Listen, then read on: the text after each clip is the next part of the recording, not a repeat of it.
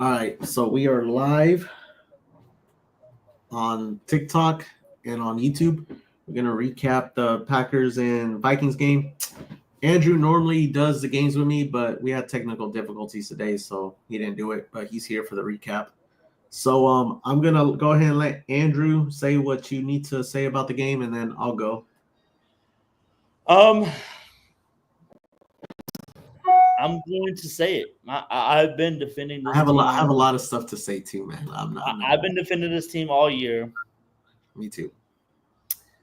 They're uh, they're not playoff ready yet. They're not playoff ready yet. I hate. I mean, now when we get there and that we end up winning, cool. Prove me wrong. Yeah. But all the teams we've beaten so far, or lost to so far, sorry, are playoff teams.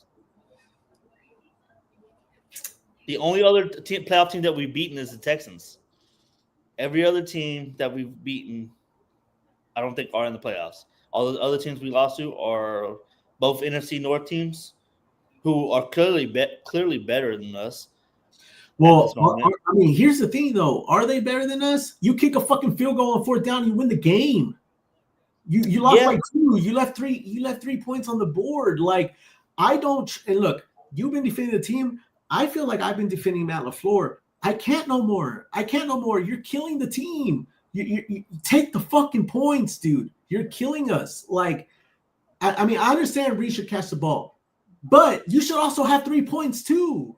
And like the fact that on the first half that you drove down 3 times in their field, on their side of the field, and you come away with 3 points. Why? Because you get greedy. 4th and 2, I got to go for it. Why? It's 7-3 in the second quarter. And you lose by 2, and you could have had it with the field goal. And this isn't the first time. It's been multiple times. And Matt LaFleur hasn't learned. He hasn't learned once. And he's been our coach since 2018. A lot of these games have been lost because of Matt LaFleur's coaching. And I'm sick and tired of it. Like, do I believe in Matt LaFleur? Yes, I do think he has potential. But I think he's hurting the team more than anyone else, in my opinion. I think he's hurting the team. I don't know. I agree. We should have kicked the field goal. We talked about that earlier. We should have kicked the field goal to go for it. I just don't understand why we can't put a complete game together. Hey, why all of a sudden in the fourth quarter did that? Hold up, Andrew. Hey, Monster, I'm gonna give you the floor here in a little bit. Let Andrew go real fast, though. Go ahead, Andrew. Like, why in the fourth quarter did we score 15 unanswered points? Seems so easily. Now, if people are gonna come in here and tell me, "Oh, Minnesota was playing off Minnesota," nah, get that noise out of here. Get that noise out of here. Why the last 10 minutes of the game we scored 15 unanswered points, but we can't do that during the first half or the first 3 quarters of the game? Well, Minnesota's defense was just.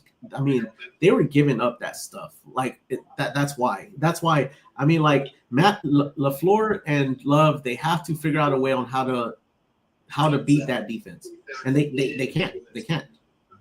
And okay, so they were getting pressure on Jordan Love all night.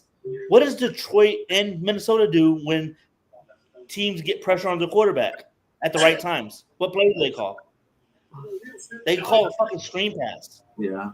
How come we never call a screen pass? Like, where's our screen game at? It goes back to LaFleur. I'm sorry, it does.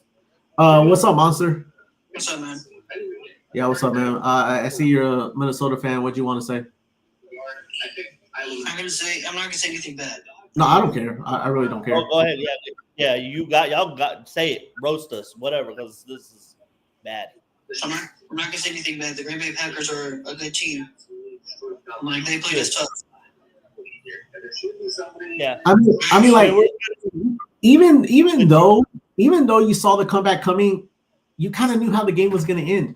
Because exactly. I knew the comeback was coming. I knew that. But Jordan Love, I have so much respect for him. He's such a good quarterback. I mean, he is. I don't think he's bad. I don't think he's bad. I just think, like, y'all blitzed them all night long, and for some reason they didn't make an adjustment. There was one play I said on my watch party. I said they brought like 5 or 6 people in the middle of the field is wide open, like right where the linebacker set. It was wide open, and all of our receivers are going deep. And I'm like, why? Like, Josh Jacobs is good too.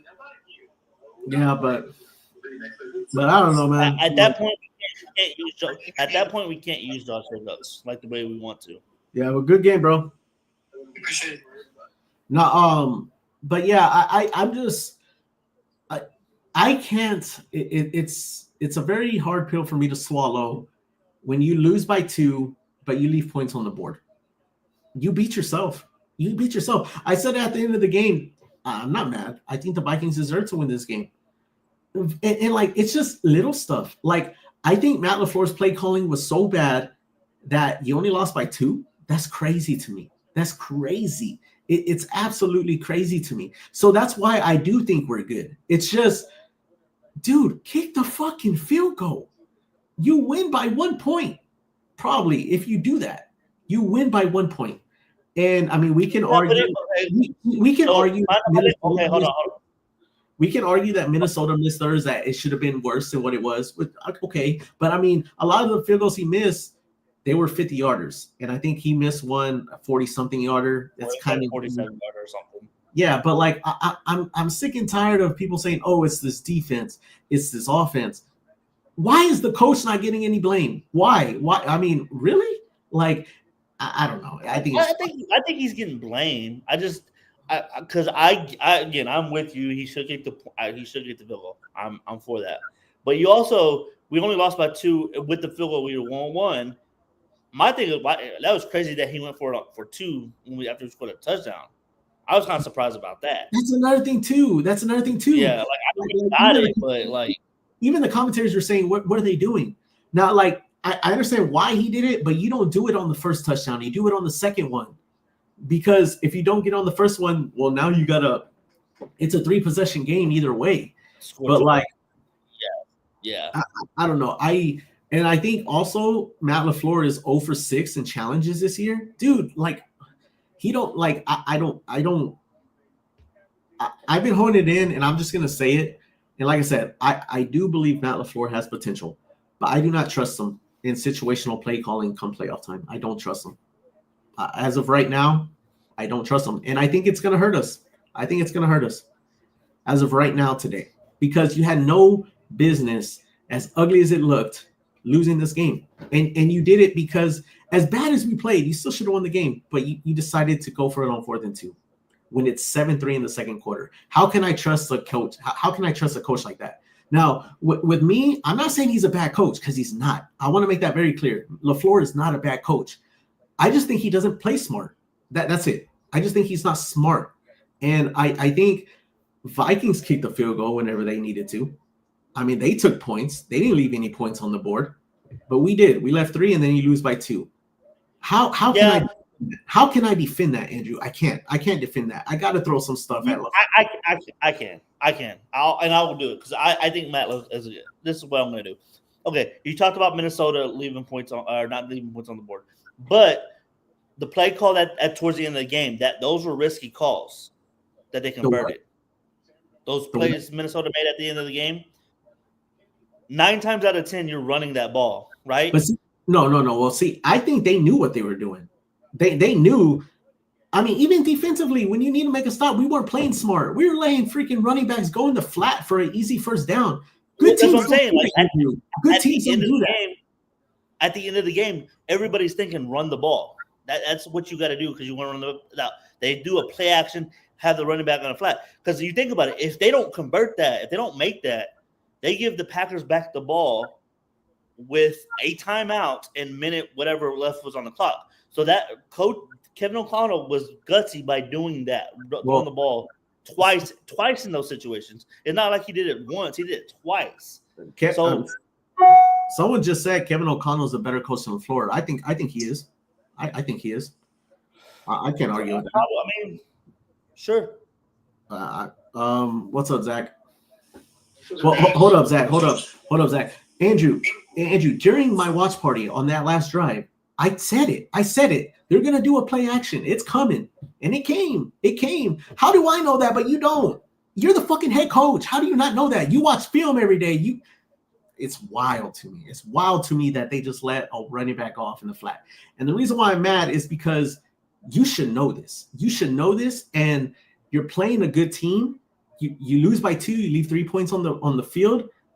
And they don't learn. They don't learn from this. That's what gets me mad. It's happened before, and they don't learn. And I'm sorry, I got to put it on LaFleur. Who else am I going to put it on? Halfway? I mean, I don't know. What's up, Zach? Sam Darnold did throw over 300 yards today. Yeah. I don't blame her. I'm not blaming our defense, but Sam Darnold had a career high in passing yards today. Let's keep that a buck. Like that's what it is. What's up, Zach? What's up, guys? I think I'm gonna say this, and this is gonna be a little different. I think on pace in terms of people who are Packer fans. I'm not upset at the loss. I'm not. I actually feel better than I have about the last 4 wins to today's loss. And the reason is because you hear all the yapping. The Packers ain't beat no one good. The Packers can't play against no one good. Yada yada. I mean, we're maybe one bad coaching call, we're one bad throw, we're one field goal again away from beating, and this isn't even arguable, one of the best teams in the NFL right now. I just don't understand how you can't walk away and be like, God damn, we should have won that easily. We don't have Jair. Jair's not in. Where's Watson? We don't have Watson. He's not in. So this wasn't ever going to be an easy game. And to put up the points that we did in the time that we did, should we have put those points up earlier? For sure. Should we have taken those points on that 4th down attempt? I mean, obviously we can debate that all day. I think yes, because we lost by 2 points. So now knowing that we lost by 2, I go back in time with my time machine. I kick the field goal and win the game, right? Assuming the game plays out exactly the same. But I can't be upset with them right now. I mean, like Andrew was saying, Sam Darnold has a career high in passing yards today. Jair's out. Watson's out. And we came into a stadium. It's been U.S. Bank Stadium has been one of the hardest stadiums to play in the NFL. I don't know if you guys caught some of the stats, but they were saying something like teams have I forget what it was, but they have way more false start penalties when they come into U.S. Bank Stadium than they do outside of U.S. Bank Stadium. Teams that are really good disciplined, they have false start penalties at U.S. Bank Stadium. So we come in, I thought we played relatively disciplined. I mean, we had a few penalties that hurt really bad, but they sting because of the moment, not because of the penalty. You know what I mean? Hold on. That's another thing not too many people are talking about, and I know this is not on Matt LaFleur, but I think we had 5 plays where we got either a first down or a touchdown that came back because of a flag. That hurt us. But my thing is okay. You mentioned we had Jair out. We had a lot of starters out. Okay, in football, you're as good as your weakest link. I don't jump on that train like, oh, we lost because all of our starters are out. No, it's the next man up. This is the type of league it is. It's the next man up. You're as good as your weakest link. If your weakest link is not better than the other person's weakest link, guess what? You're probably not going to win. And we're sitting here like, oh well. My thing is Matt LaFleur, you have 3 starters out. You're playing a good team. 3 points might matter in this game. Why are you going for it? That's what I don't get. And someone in the comments said, not playing smart is bad coaching. And I agree with that. I agree. If you don't play smart, you're going to lose against tough teams. I mean, you hear people say all the time in the playoffs, the underdog, oh, they can win, but they got to play turnover-free football. And then Tom Brady said it on TV. He said, when you go for it on 4th down and don't convert, it's a turnover. It's a turnover. It's the same thing as throwing an interception, as fumbling. But we want to talk down on the fumbles. We want to talk down on the interceptions. But we don't want to talk down on the turnover of downs. It's a turnover. So every time Matt goes for it on 4th and 2 and you don't get it, you just turn over the ball, bro, when you could have gotten points. I'm not okay with that, because I know in the playoffs it's going to come back and bite you in the ass. And this is your warning. This is literally your warning. Hey, if you continue to play like this, you're going to lose. And it's worse than a turnover, in my opinion. And my thing is The Packers played so terrible, and they still only lost by 2. But I don't think we lost because we played terrible. We couldn't play a complete game. No one's going to play a complete game in the playoffs. People are going to make mistakes. People are going to be clutch. People are not going to be clutch. But that's why you're given 4 quarters to redeem yourself. But when you shoot yourself in the foot, field goal, nah, we're going to go for it on 4th and 2. Why? And that's the thing. No one can tell me why. And that's why I can't just let it slide under the rug anymore. I got to call Matt LaFleur out and be like, look, bro, I understand Reed dropped that ball, but it was you that left 3 points on the board, not Reed. Because even if Reed makes that catch, there's still a possibility you come away with 0 points. I mean, there's still a possibility another 4th down comes and he goes for it again. I mean, we don't know, right? But like, I'm just saying, man, I'm sick and tired of these Packers not playing smart. That's it. We're so talented, yet we shoot ourselves in the foot, and I'm tired of it, man. I'm tired of it. Like, I think it's again, I agree we should have went for 3, but just like you said, Reed dropped that ball. Because you're like, you're playing these what if gets. Well, what if Reed catches the ball and we score a touchdown? Right? But so it's like it's the same. Like, I mean, but Andrew, can you agree when we do go for it on 4th down, it does? Can you agree that when we do go for it on 4th down, it doesn't work out most of the time? I mean, you got to look at statistics. Statistically, Matt LaFleur is not good on 4th down, keeping the drive running. He's not good. And as a matter of fact, statistically, the play calling is okay. So my thing is Reed was open, right? That his play call, Reed was open. So at what point? I agree with, like I said, I'm playing devil's advocate here. Matt LaFleur called the play. Jaden Reed was open. Jordan Love made a slightly overthrown ball, but Jaden Reed still had his hands on the thing. So at what point we got to start holding these players accountable too? I think Zach said it at halftime. You got to make that like I said. I agree. Take the points because at the end of the day, we would have won that game. But at the same time, we can't say. I get you, but at the same time, because you're lagging. Am I good? Yeah. Go ahead. Because Matt LaFleur's play call that he called into Jordan Love had a receiver wide open or pretty much open to convert that down. So, I mean, my only thing is, okay, I get what you're saying, Andrew, but like, I think what you're trying to say is we got to play perfect football. We're not going to play perfect football. We got the youngest team in the NFL. They're going to drop passes. So, like, that's why I'm saying you got to take points, bro. You got to take points. You're going to have receivers that are going to drop the ball. You're going to have flags that push you back. I mean, that's why you don't leave points on the board. You make the other team beat you. 100%. You got to make the other team beat you. You can't gamble on 4th down. And a lot of these 4th down play calls are gambles to me. They're not like a guaranteed 1st down. It's not like you have a running back in the flat wide open. You don't have that. LaFleur does not have that when he's going for it on 4th down. That's why it's a gamble. And we're not going to win gambling. Like, if you run a play and it's wide open, as mad as I'm going to be for you going on 4th down, I'm going to be like, you know what, LaFleur, that's a good play call. Good situational play calling. And that's my issue. Not that he's going for it on 4th down. It's his situational play calling on 4th down. It's atrocious. It doesn't work. And then you have a good kicker, by the way. You have a good kicker. And it's 7-6 if you make that. And then we play the rest of the game. But no, instead, you miss the field goal. What do? They go down and score. And guess what? They never recovered until the end. They never recovered. So, yes, I do believe in momentum in sports. I do believe if you give another team, especially if they're good, a little bit of breathing room, a little bit of confidence, they're going to make you pay. And that's what the Vikings did. And I'm sick and tired of, like, just play smart. That's all you got to do. That's all you got to do. You're such a talented team that just all you got to do is play smart. That's all you got to do. And we can't even do that.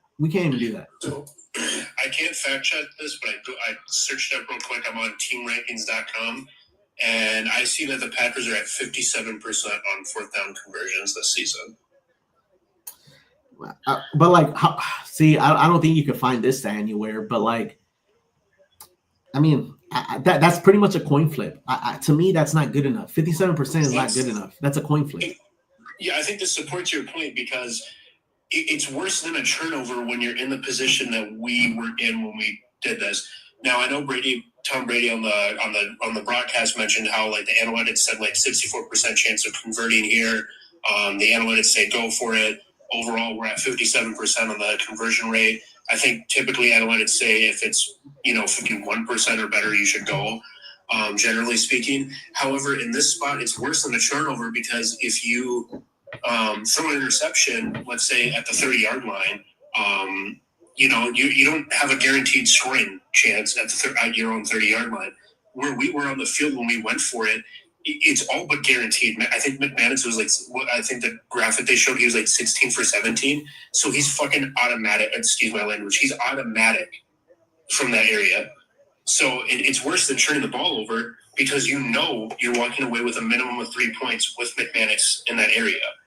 So you decide, you're not really necessarily deciding, should I throw the ball and try to get a first down? You're deciding, should I give away 3 points for the potential to maybe score a touchdown, or they stop us again and then I take my field goal? Or do I kick the field goal right now when I'm playing one of the hardest teams to put points up against in the NFL? Yeah. Yeah. I mean, I will always get mad at non-smart play calling. I just will. I just will. And yes, we can sit here and say, well, what if it works out? Well, that's the issue. You have to say, well, what if it works out? Why? Because it didn't work out. That's why you have to say it. That's why it's not smart. If it was smart, it would work. It's not smart. And I mean, I'm sorry. The Packers, as bad as they play, they should have won, man. They should have won. But it wasn't that. It wasn't just that play calling. I think there was more play calling where I was like, man, that's ugly, man. That's ugly. And I mean, I have more of a problem. Because again, I want to go re-emphasize this. I agree we should have kicked the field goal there, but I have more of a problem on that 3rd and 5 play, or it was a 3rd and 1.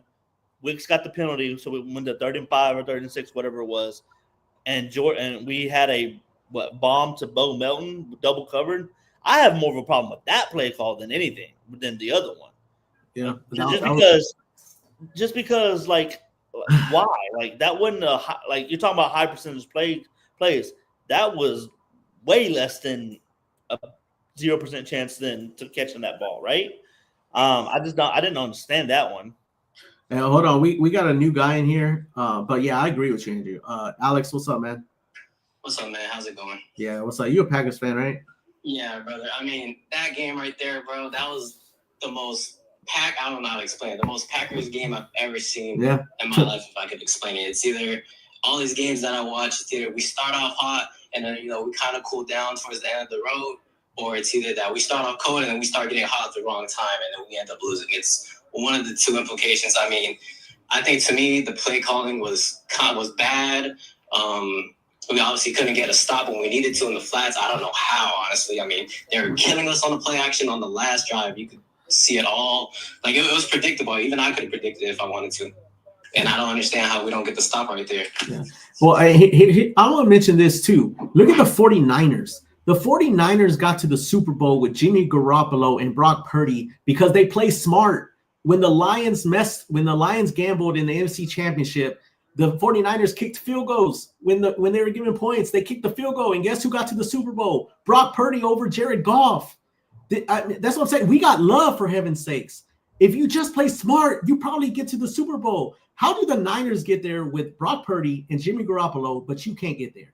It's situational play calling. It's that simple. Now, I know 49ers have had a better defense than us in recent years, but we got a good defense today. This year. Today, they looked they didn't look too good. But my thing is, as bad as they played, you still should have won the game. Yeah. I'm sorry. You still should have won the game. If Brock Purdy and Jimmy Garoppolo is getting to the Super Bowl and you're not with Aaron Rodgers and Jordan Love, something's going wrong there. Something is going wrong. I don't know. We're going to talk about Brock Purdy. I think the Niners had a better team last year. I mean, they had an overall better team.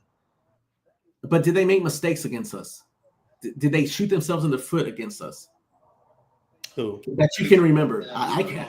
50 minutes of the ball game, in my opinion. Do what? I think we honestly we outplayed them, but we just ended up losing the game because of that kick.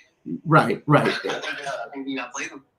Yeah, I think we outplayed them too, and I think the Niners did need a little bit of luck to beat us. Now the missed kick, I'm not going to blame on Matt LaFleur. That's on Anders Carlson. But I'm saying, aside from that, if you observe the game, the Niners didn't really. I don't think they turned the ball over at all that game. So my thing is they're getting to the Super Bowl by playing mistake-free football, which, of course, we're not going to 100% do. Players are going to make mistakes. But, like, I think it comes down to situational play calling. I really do. Because if we look at the Lions and Niners game last year, the Lions had no business losing. And they did because they just didn't kick field goals. And then they went for it on 4th down and didn't get it. And I just think, like, that's why. I mean, we saw it with Dan Campbell. It hurt him. It's hurting. I thought it hurt us today. I think you're going to continue to see it. Like, teams that are not disciplined are going to pay the price.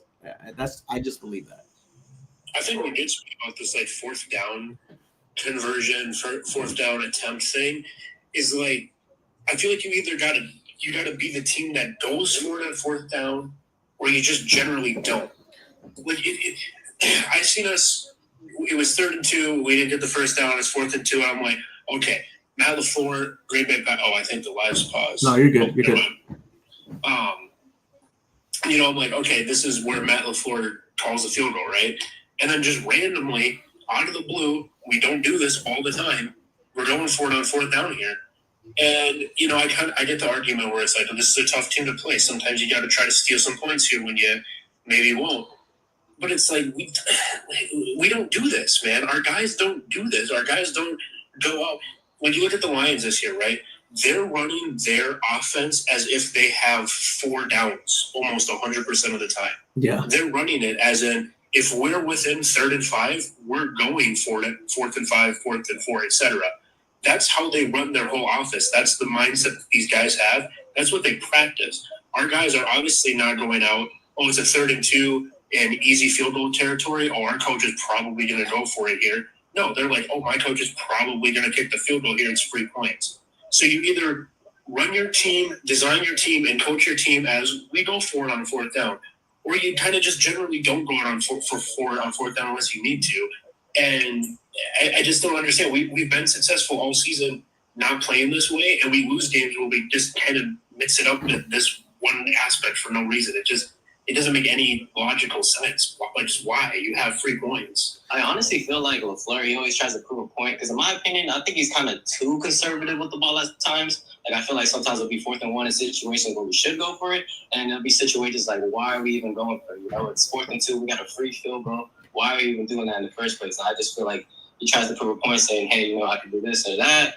And I feel like, even if he picks up that first down, it's not guaranteed a touchdown either way, So, hey guys, I want to mention this real fast because this is wild to me. I just looked it up. First of all, shout out to Malik Heath. He got a touchdown today. I like that guy. But okay, no, listen.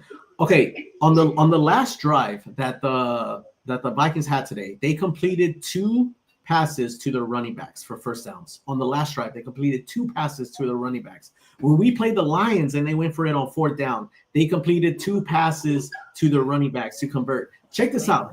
Guess how many passes we had to a running back today? 0 passes to a running back today, or at least completions. We had 0 completions.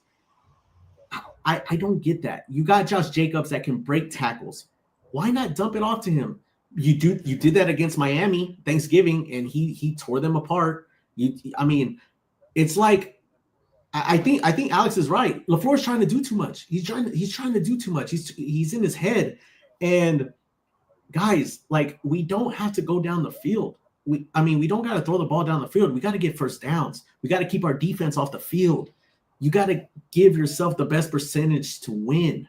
And I just feel like LaFleur's not there yet. I feel like LaFleur, I just honestly think he's not there yet. I think Dan Campbell has been with the Lions less time than LaFleur has been with the Packers, and Dan Campbell has already taken the Lions further than the Packers right now.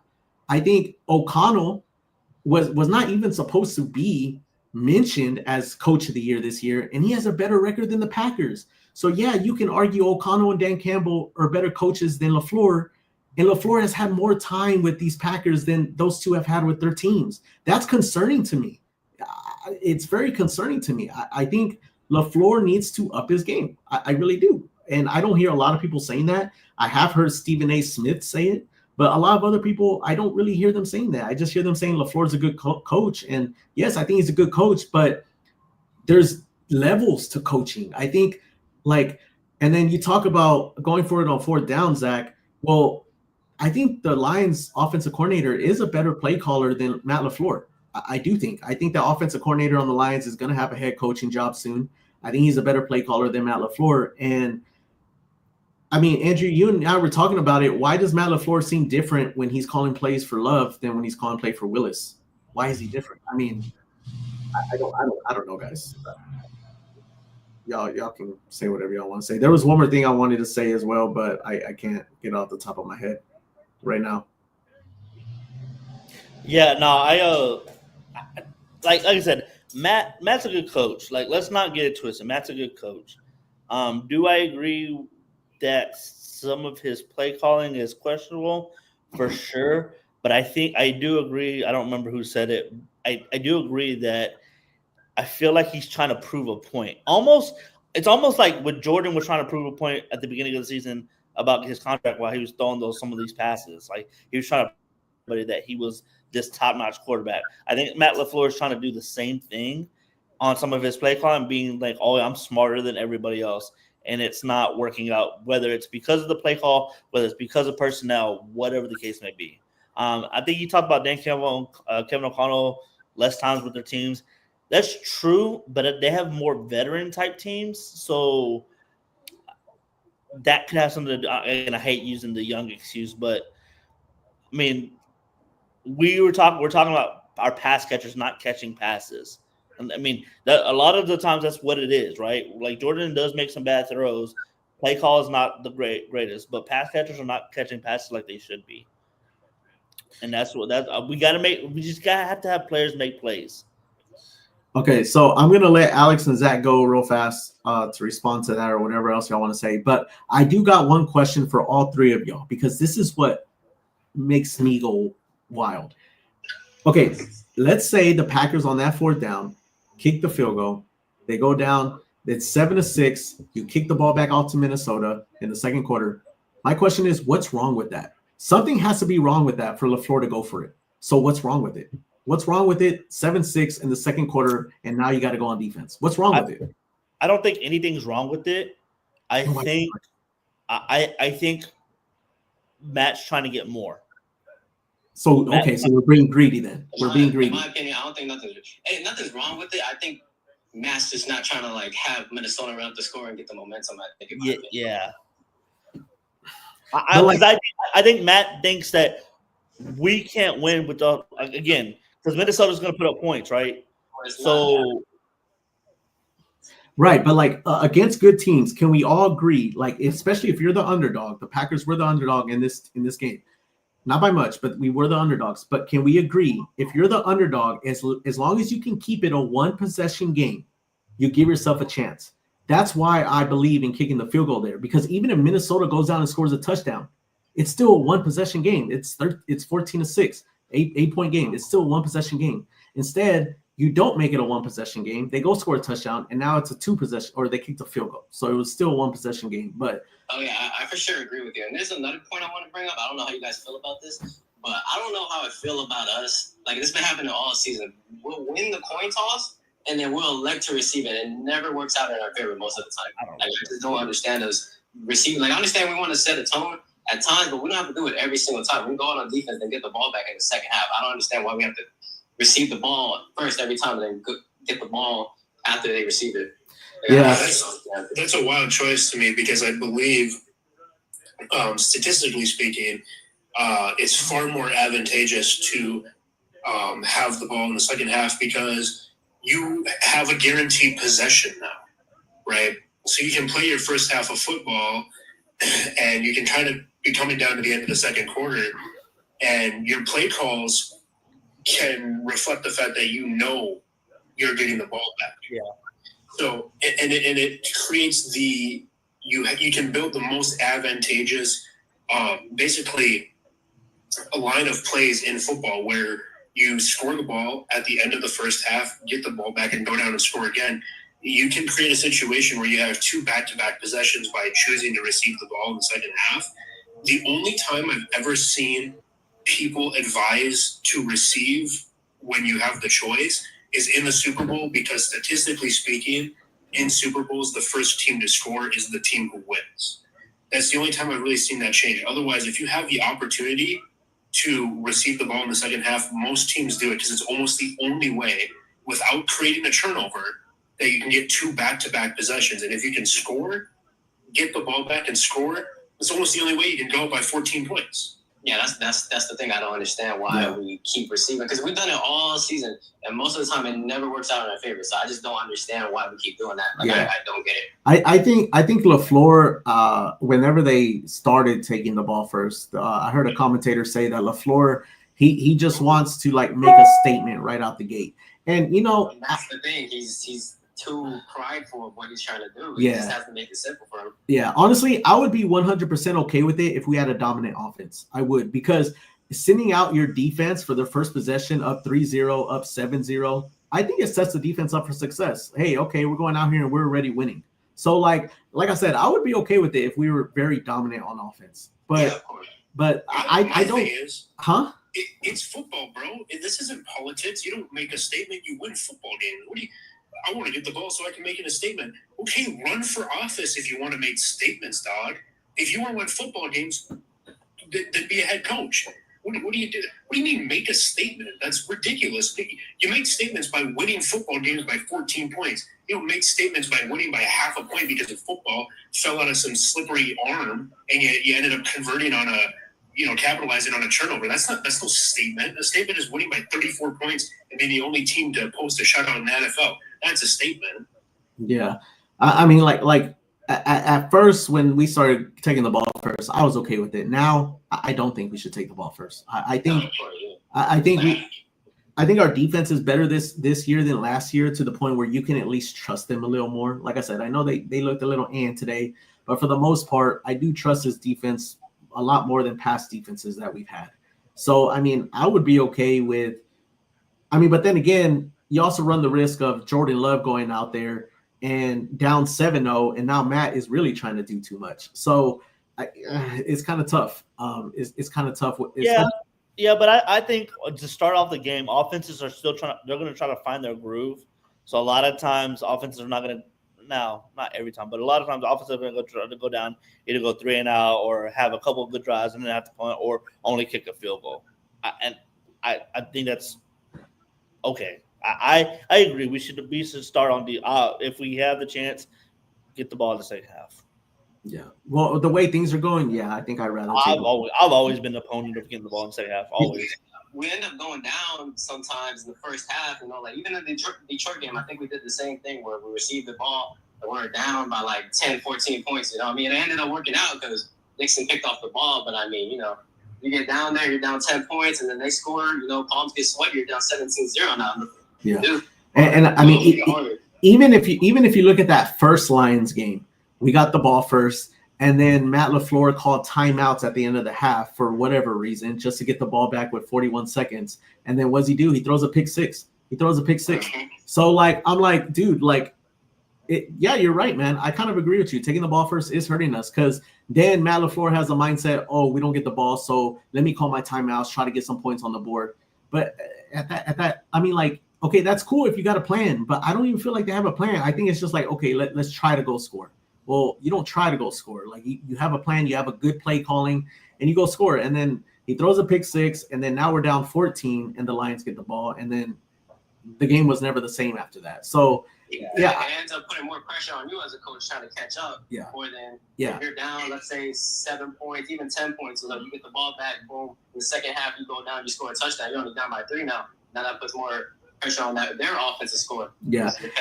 And I think it puts a lot more pressure on Jordan Love. And I mean, this is why I got to defend Jordan Love, because sometimes I don't even feel like he's put in successful, like, sometimes I feel like he's not put in a set, like he's set up for success. Sometimes I feel like Love is just trying, or like LaFleur is just hoping that Love will go and make something happen. But like, you got to set him up for success. Now, I'll be honest. What do y'all think about Love's game today? Like, I mean, it wasn't the greatest. He has to use his legs more. Towards the end of last season, I feel like he was running the ball a lot more. Not necessarily on design QB stuff, but when stuff breaks down in the pocket, run the ball. Use your leg. There was one play in the late third quarter, early fourth quarter, where the pocket was breaking down and he stepped up. He was still looking downfield, which I give him credit, but there was a lane wide open for him to run, maybe get the first down, if not 7, 8 yards. Like, he has to be able to use his legs more, especially if he's healthy now. Like, I get beginning of the season, the knee, the quad, whatever. But if he's healthy enough, have him run.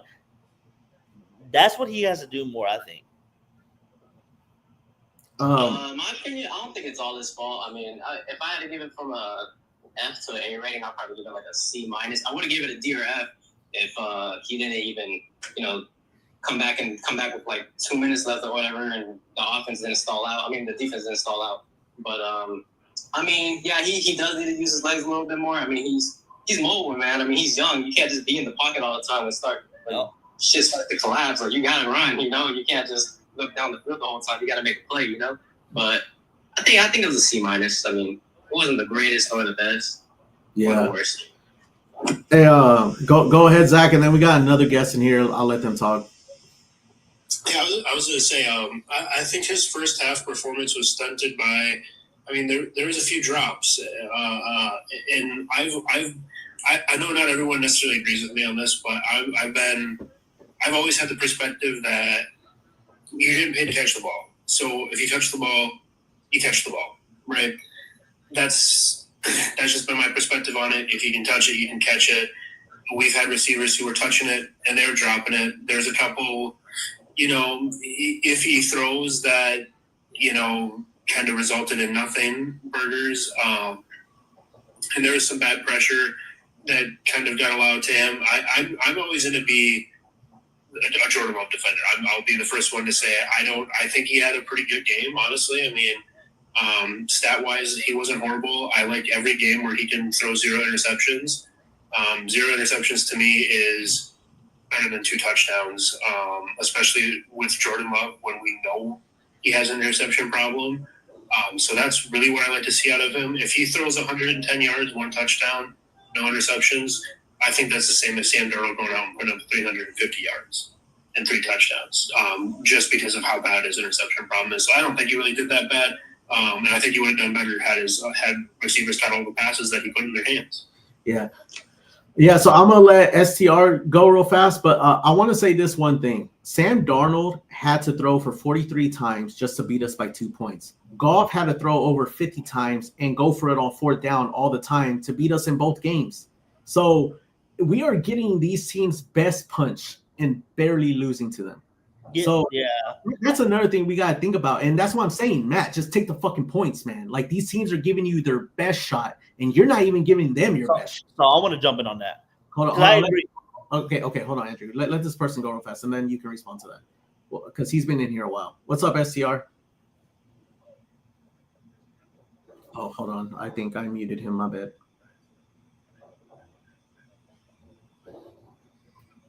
Hey, what's up, man? Yeah. Going on the Jordan Love thing, like I really don't see this as a Jordan Love fault game. I mean, if you actually watch the game, I thought he played really good. Not having Christian Watson out there, I think we saw more than ever what that actually does to the team, because there was 0 explosive plays. Like, having his ability to be deep is way more important than we thought. I mean, I would put this game more on Matt LaFleur getting outcoached than Jordan Love struggling. I mean, I really don't think he played that bad. No, we didn't have 200 yards, but when the Vikings take away every deep ball and we don't have it, like, you can't really do much. Yeah. Yeah. Well, let me ask you, or Andrew, go ahead and respond. Go ahead. I wanted to ask you, because I agree with Zach. I don't think Love had a bad game, but can we agree that 185 yards in the playoffs ain't gonna cut it? Yeah, that's definitely not gonna cut it. 64 yards in the first half is not gonna cut it. That's the thing. We got a lot of those yards came in on that those 2 4-quarter drives. Yeah. Let's keep it. Like, he had like 60-something yards the first 3 quarters. Like, I agree he didn't play horrible, but he didn't play great either. Like, I agree with Zach. Like, I don't turn the ball over. Yeah. But if we're down and we're not able to run the ball like we normally can with Josh Jacobs, because let's keep it all 100. The Packers' identity is to run the ball. If that gets taken away because we're down multiple scores and Jordan has to go out there, Jordan has to be able to be almost MVP-like for us. And he was almost that late in the games, but I think he has to be that a little bit earlier than what it was today. Yeah. The one thing I don't like that I'm seeing from the Packers is every time they go up against a good team, except the Eagles, and because the Eagles game was back and forth. But the 2 Lions games and the 2 Vikings games, the thing that I'm not liking from the Packers is they're getting punched in the mouth early. On all 4 of those games, they got punched in the mouth early. And I'm like, if you're a great team and you're going up against another great team, it's not going to be that easy for them. It shouldn't be that easy for them. You should be making it rough on them just like they're making it rough on you. It should be a fight all game long, not just at the last 5 minutes of the game. Like that's my concern. They should not pop you in the mouth if you're that good of a team. And then we're like, oh, well, we almost came back. Yeah, but like you got popped in the mouth. You got popped. Yeah, and that's kind of where I was going to go with it. With when you said that we're only losing by these teams by 2 points or field goal, whatever the case may be. In the play, like if we're gonna say we want to be, if we all agree the Packers can go to the Super Bowl and we want them to go to the Super Bowl. In the playoffs, losing by 2 does nothing for you. In the regular season, okay, yeah, we did it. In the playoffs, if you lose by 2, you lose, you go home, get ready for next season. Now, if we're talking about it as far as growth for next season and years to come, that's all fine and dandy. But if we're talking about this season in the playoffs, losing by 2 to these teams, losing by a field goal, whatever, that's not going to help you in the playoffs. Like, we have to win these games. Yeah. Go ahead, guys. I'd agree. I really don't like that we start slow in every single game against good teams. Yeah. Kind of countering what you said, like, we do come back. It's like these guys don't have a lot of quit, and I think that is going to come up in the playoffs. When you have these deep long stretches where teams aren't on byes, they don't really get to relax. Still having that fight is huge. And I mean, if the Vikings are as good as everybody says they are, which they are a very good team, and the Lions are as good, and the Eagles are as good, like the most points we lost to a single one of those teams is by 10. And those are 3 of the top 5 teams in the NFL, not just the NFC and the NFL. Like, I do think come playoff time that anybody can beat anybody. If we have to go to Philly, I think we can win that game.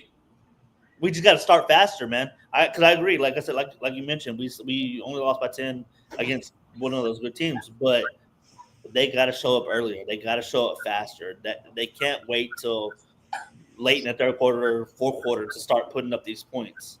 They have to start faster.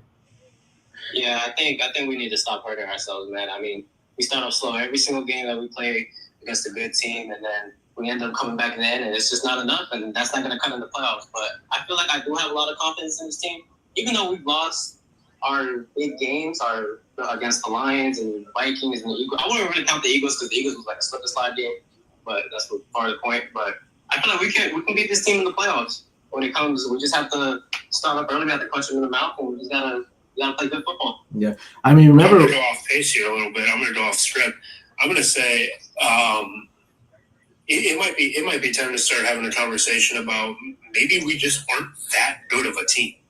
That's what I kind of start off saying this live was that.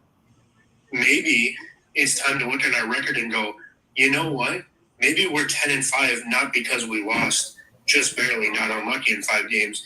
Maybe we're lucky that we're 10-5 or 11-5 and not 10-6. I mean, did we improve from last year? Sure, but maybe we're just not that good. But hold on though. I would say that we're a good team. I mean, we've scored more than 30 more times than we've scored less than 20. And again, if we're going off of if you look at those losses or whatever, and they're by this many points, again, we have 5 losses to 3 of the top 5 teams in the entire league. Like, I think we are a good football team, and we gave them all a great fight. We started so, but we gave them a phenomenal fight. But those teams are good because they didn't lose to us. That's the thing. We're not good because we lost to really good teams. Those teams are good because they didn't lose to us. The Vikings are good because they didn't lose to 14 teams this year.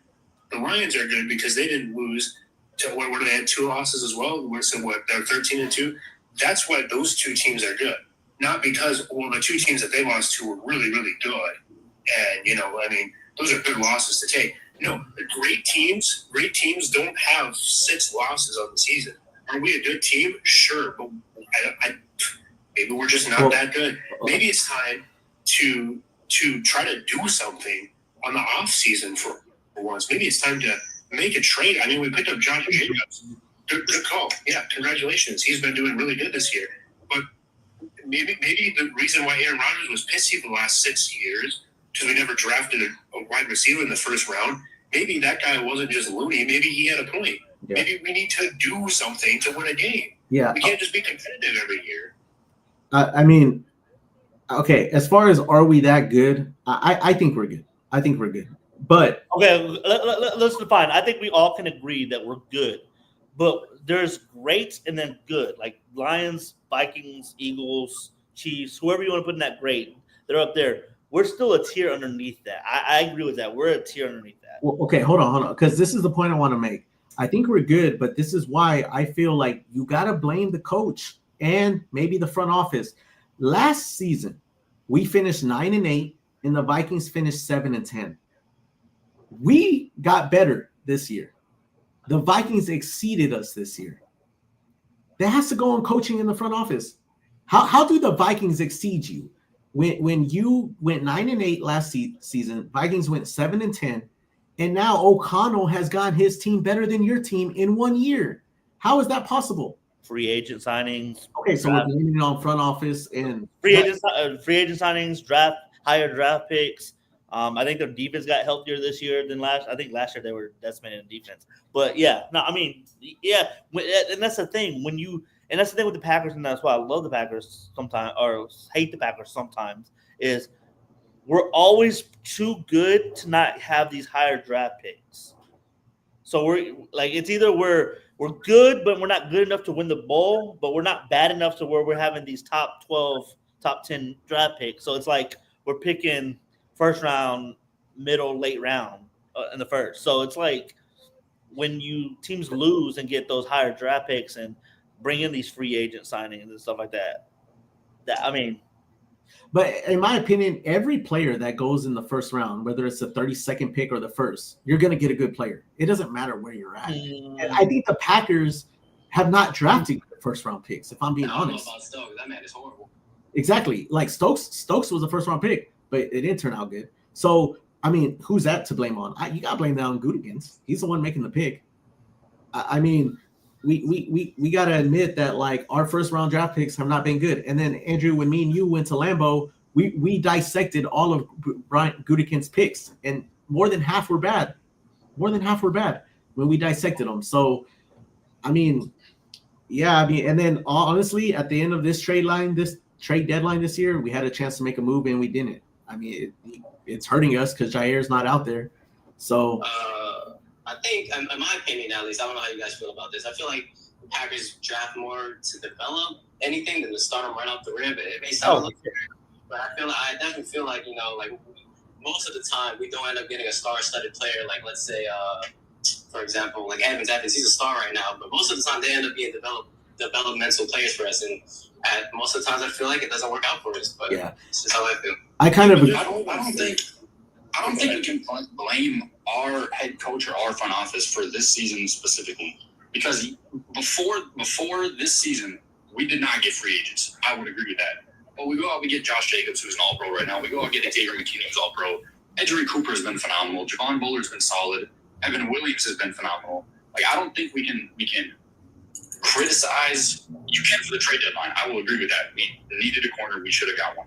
But I don't think we can criticize Gutekunst and LaFleur this year because Kevin O'Connell is doing a better job with his group. When you really think about it, like, Hawkinson is borderline top 5. You could say he's top 5. I would get it. JJ's 1B in the NFL. Like, Jordan Addison is top 5 for sure, wide receiver 2. Brian Flores has done a great job, and Sam Darnold was a number 3 overall draft pick. Like, I get it, he sucked, but he sucked with the Jets. Like, that's not even. I don't even look at that. Yeah, so I think that's the crux of this conversation here is why are the Vikings doing so good? Sam Darnold was a 3rd-round pick. He was a bust until he took a snap in Minnesota this year. This guy was nothing. Minnesota was at the over-under for games won this season was 6.5. when JJ McCarthy went down for the season. So that's what we have to figure out is what's going on. Kevin O'Connell and he played for the Jets. That's what was going on. Yeah, the Jets. I'm not gonna lie. They had nobody. That was an impossible to win situation. And then when he doesn't play good because nobody's going to play good in that situation, they wrote him off. Like he wasn't. He's a bad quarterback, but he still had talent. Now when you put him in a situation where he can use that talent, like he's not a bad quarterback. If he leaves the Vikings, I don't think he'll be as good because I think KOC is a phenomenal head coach and he's going to put every person that he has in an actual position to win. But it's that's the point though. Is like the Packers got to get them the ball. But I think that's part of the whole point. Is like the Packers. I think I don't know how everyone else feels. I'm at a point where I'm kind of tired of just being competitive every year. Like, yeah, we're in the playoffs most of the time. Well, we're always competitive. We're always right there. That's good and all.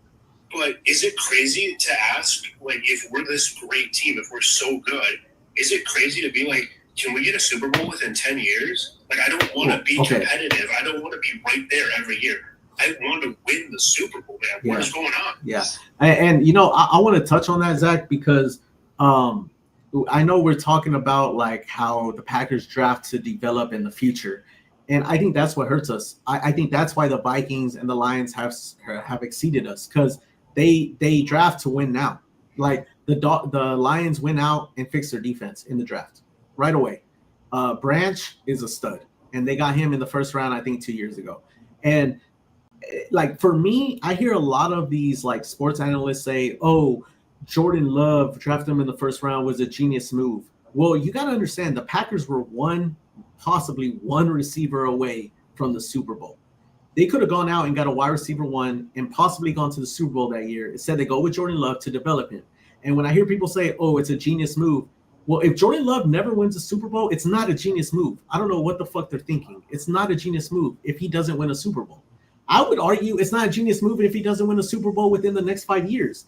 Why? Because you already had a Super Bowl team. You were just missing one piece. Yeah, see, that's the problem with this draft now to develop and win later mindset when that win later never comes. So if you want to bring guys on to develop them and whatnot, that's cool. But you can't just be like, well, as long as we're competitive, we're still at a better plus minus. If you're going to draft now to develop later, then that later development better come. Because we're at the same position that we've been at for the last, 10 years? Where we're right at the door, but we're not in. We're right at the door, but we're not in. So what have we been doing for 10 years? Who's been sitting on the bench for 10 years that is going to come off next year and get us to the Super Bowl? Like, who's there? Because Jordan Love, we needed a replacement for Aaron Rodgers. He can't play until he's 78 years old. So, yeah, sure, we draft a guy, develop him, sit him. Okay, but where's our receivers? How many people have we been developing there? Well, where's our Super Bowl team? What's going on? Not just that, Zach. They draft him without even communicating with Rodgers. And they draft him after Rodgers just came off an MVP season. It doesn't make sense. Like you're pretty much saying a Super Bowl is not important to me right now, but the future is. And if you look at the Rams, when the Rams won the Super Bowl, their market cap, they were way over it, and everyone was talking down on them like, "Oh, they're going to regret that. Yeah, they won the Super Bowl, but they're going to suck because of that issue." And they're fine; they're still competitive. So, like, I just think the Packers are very afraid to they're not afraid to spend money. They're not, but like I feel like they rather develop, just like Alex said. They rather develop. But like my thing is, you got to be great to win a Super Bowl. A fluke is not going to win the Super Bowl, or like an average team is not going to win the Super Bowl. You got to be great, man. You got to be great. And I think, I told Andrew, look at the Chiefs. When their wide receiver went down, they went out and got another one right away. They went out, got D-Hop. They went out, I know D-Hop is not in his prime anymore, but it's still like a scary name that defense are going to be like, oh, we gotta cover D-Hop. And like, I like that about the Chiefs. Like someone goes down and they fix it. But like with the Packers is like, okay, backups, throw them in, and then trade deadline's coming up, but it's okay. We're just going to roll with our backups. Like, well, I'm not sure if that's going to win you a Super Bowl. Like, I don't get it, guys. I don't get it. But y'all could touch on it. I feel like I've been talking a lot. Yeah, to your point, I mean, we're just not aggressive enough. enough during whether it's the off season, whether it's the trade deadline. I mean, the Packers organization, they've always been like that, so I don't think they'll change, to be honest with you. But I mean, they got a couple. They got McKinney, obviously a baller. They got Josh, a baller. But most of the time, it never really works out in free agency or whatever it is. Yeah. Even if you look at our draft pick this year, it was for the future. It wasn't to win a Super Bowl. I don't understand. Did we have a problem with the O-line last year, or why did we end up drafting for more depth? They just wanted more depth on the O-line. They just wanted. Yeah, I mean, it makes no sense to me too. I don't think so. Even with the O-line, we've always drafted our O-linemen like later into the draft. Like, well, I can say it's probably for next year because I think Josh Myers is off contract this year, and the Packers probably not going to re-sign Josh Myers, so they're going to have to move somebody to center, which is either Elton Jenkins or Jacob Monk, who's on the bench, whoever. So they're probably going to put Jordan Morgan in one of those guards or tackle spots. That's probably what it was. They knew they weren't going to sign Josh Myers to an extension. But that's why you get one in this draft, not last draft. But what do you mean? Because you said it's for next year. So yeah. That's why they should have just drafted an O-line this draft, not last draft. Because I think because you want to develop your – a lot of times, like, you want to develop your offensive line. Yeah. Yeah, but we've always done that with later round picks. We didn't have to use that on our first round pick, I think. Like, we've had TJ Lang, we've had David Bakhtiari, we've had a lot of – even Eldon Jenkins, he was like a third, fourth round draft pick. I mean, we didn't have to use it on the first round pick, in my opinion. Yeah, and is it crazy? Is it crazy to ask that they draft a guy who can catch the ball in the first round instead of a lineman?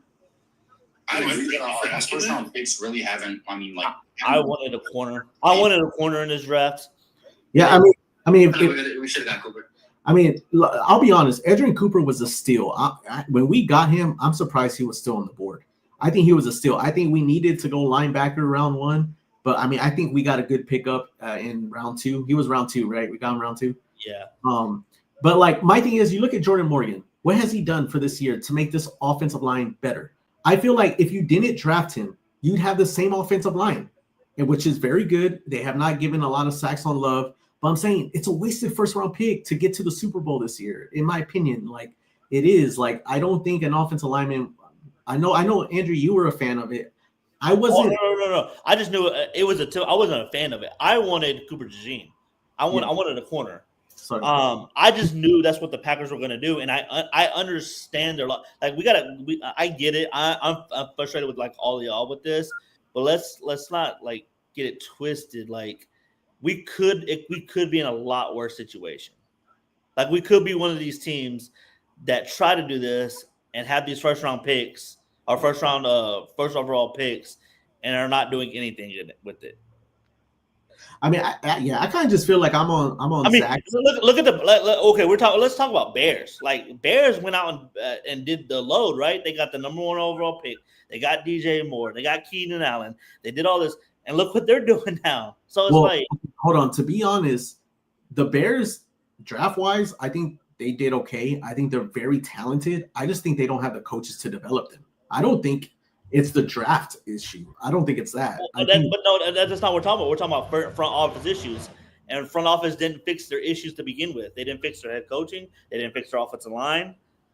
So, I mean.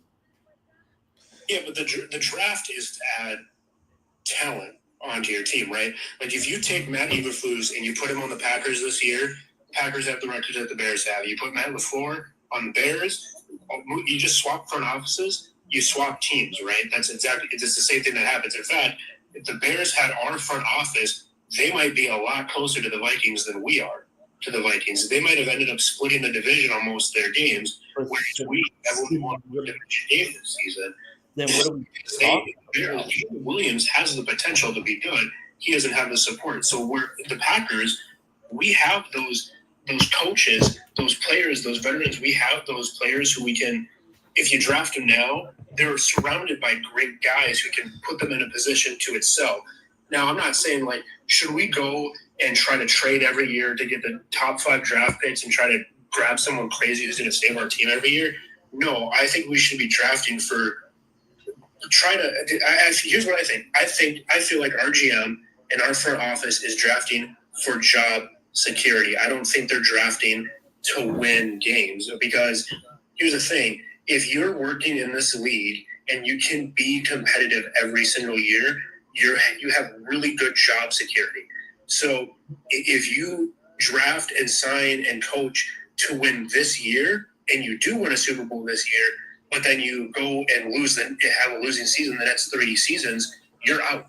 But if you can be competitive for the next 5, 10 years, you're always going to have a job in this league if you can always stay competitive. So that's where I think we're at with our signings, with our drafting, with our tradings is we just need to be competitive, because who knows, on a fluke chance we could jump, skip, hop, and slip our way into a Super Bowl game if we're competitive.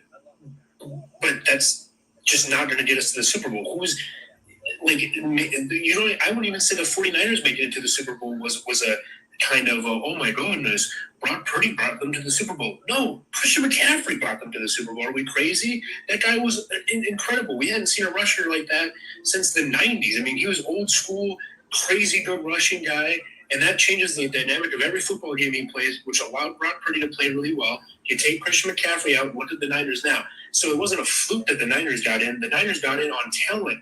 They were a talent-laden roster. They were very, very talented. And we're not going to get in if we're just a competitive roster. We need to be a very, very, very talented roster. Yeah.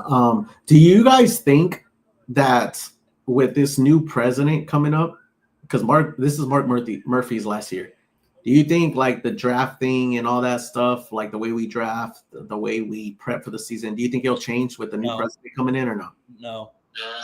No. I think so. I mean, it's always been that way, you know, even with the Packers, they've always drafted the development. But we'll see. I mean, who knows? Yeah, well, not unless they get rid of Brian Gutekunst, so it's not going to change. No, but they're not going to get rid of him. I mean, like the Packers. I think the Packers, they got to use their strength to their advantage. Their strength is developing players. So they look at what they've done with Reed, Dobbs, Watson. Just imagine if they went to go get a wide receiver 1 in the first round, how they would develop him. Like that's why I'm saying, like sometimes if you're so good at developing, imagine you developing already a very talented player. Like he would, I mean, look at Adams. Adams was what round? 3rd round? Imagine if you draft a first rounder. He double what Adams would do. I mean, look at Willis. Willis going from the Tennessee Titans to the Packers. He looks like a stud with the Packers. And that's because like, and now don't get me wrong, like Gutekunst is smart with that. Like he that was a steal. He only gave up a 7th rounder. So like that was smart. But like there's more to Gutekunst's job. Like it's not just like, oh, drafting Love and you look like a genius. No, there's more to your job, bro. Like you don't develop the players. The coaching staff does that. So I don't like it when people give Gutekunst the credit for how Love is doing, how the draft picks are doing, because all he did was pick them. He didn't develop them. So, but like just imagine if he drafted a good lineman in round 1, a good. I personally think the Packers are better at developing offensive players than defensive players, but I think with Hafley coming in, that might change a little. Hafley is doing a good job, in my opinion. I mean, they are changing the system. It's going to give them time to adjust. But I think he's already doing better than what Joe Barry did in all of his years, in my opinion. But I just sometimes tell myself, imagine if like we got the best wide receiver in round 1 instead of, oh, let's go draft this lineman for more depth on the chart. Like, no, dude, go win a Super Bowl, man. And like the draft is the one place where you don't got to spend money. You don't got to spend money on the draft. You just get them out of college. Why not get the best player at the position that you need instead of going, oh, let me go get a lineman for 2 years from now? Like, no, that don't make sense to me, man. And that's why, I mean, like, don't get me wrong, I'm a Love fan, but I think we were one piece away from the Super Bowl. And kind of like what Zach said, I agree with Aaron Rodgers getting mad to some extent. I mean, I don't think Aaron Rodgers was a good leader, but I do think he wanted to win. And I think he went up to Gutekunst and was like, hey, like, you know, give me a wide receiver. And I don't know. I don't know. That's just how I feel, man. Because he had the receivers and he still didn't win. So that's all he had was Adams.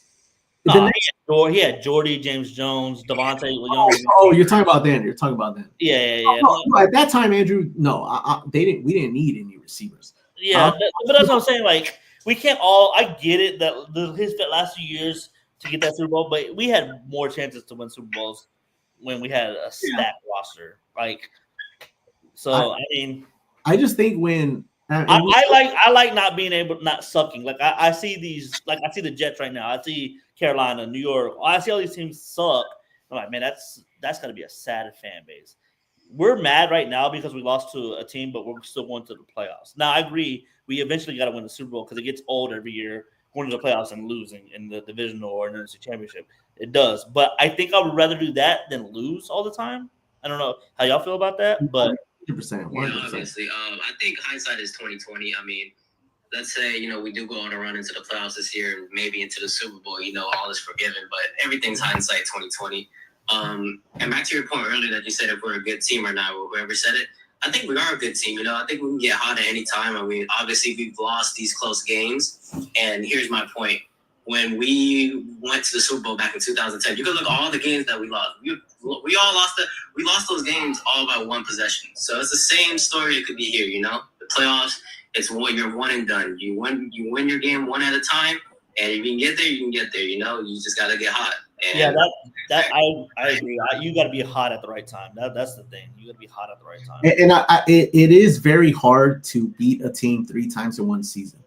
But I mean, this is why I'm saying LaFleur has so much film against the Vikings and Lions. If we're going to play them again in the playoffs, he has so many film on them to the point where he got to make adjustments. Like, we can't be going out there and getting punched in the mouth right off the bat. If you look at the game we played last Thanksgiving against the Lions, we're the ones that punched them in the mouth. And guess what? They came back just like we did, but we held them off 29-22. So, I mean, yeah, and maybe, Alex, that's why we go for it, or we take the ball first, because if you do jump out to a good start, it is hard for the other team to come back. I mean, that is a possibility. But like I said, you kind of need a dominant offense in order to do that, and a pretty good defense. Hey, but we got a new guest in here. What's up, man? What's his name? T-Bape.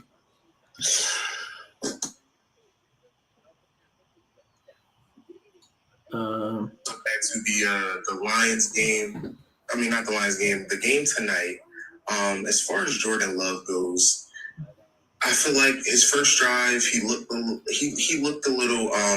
he looked locked in. He looked like he was ready to play.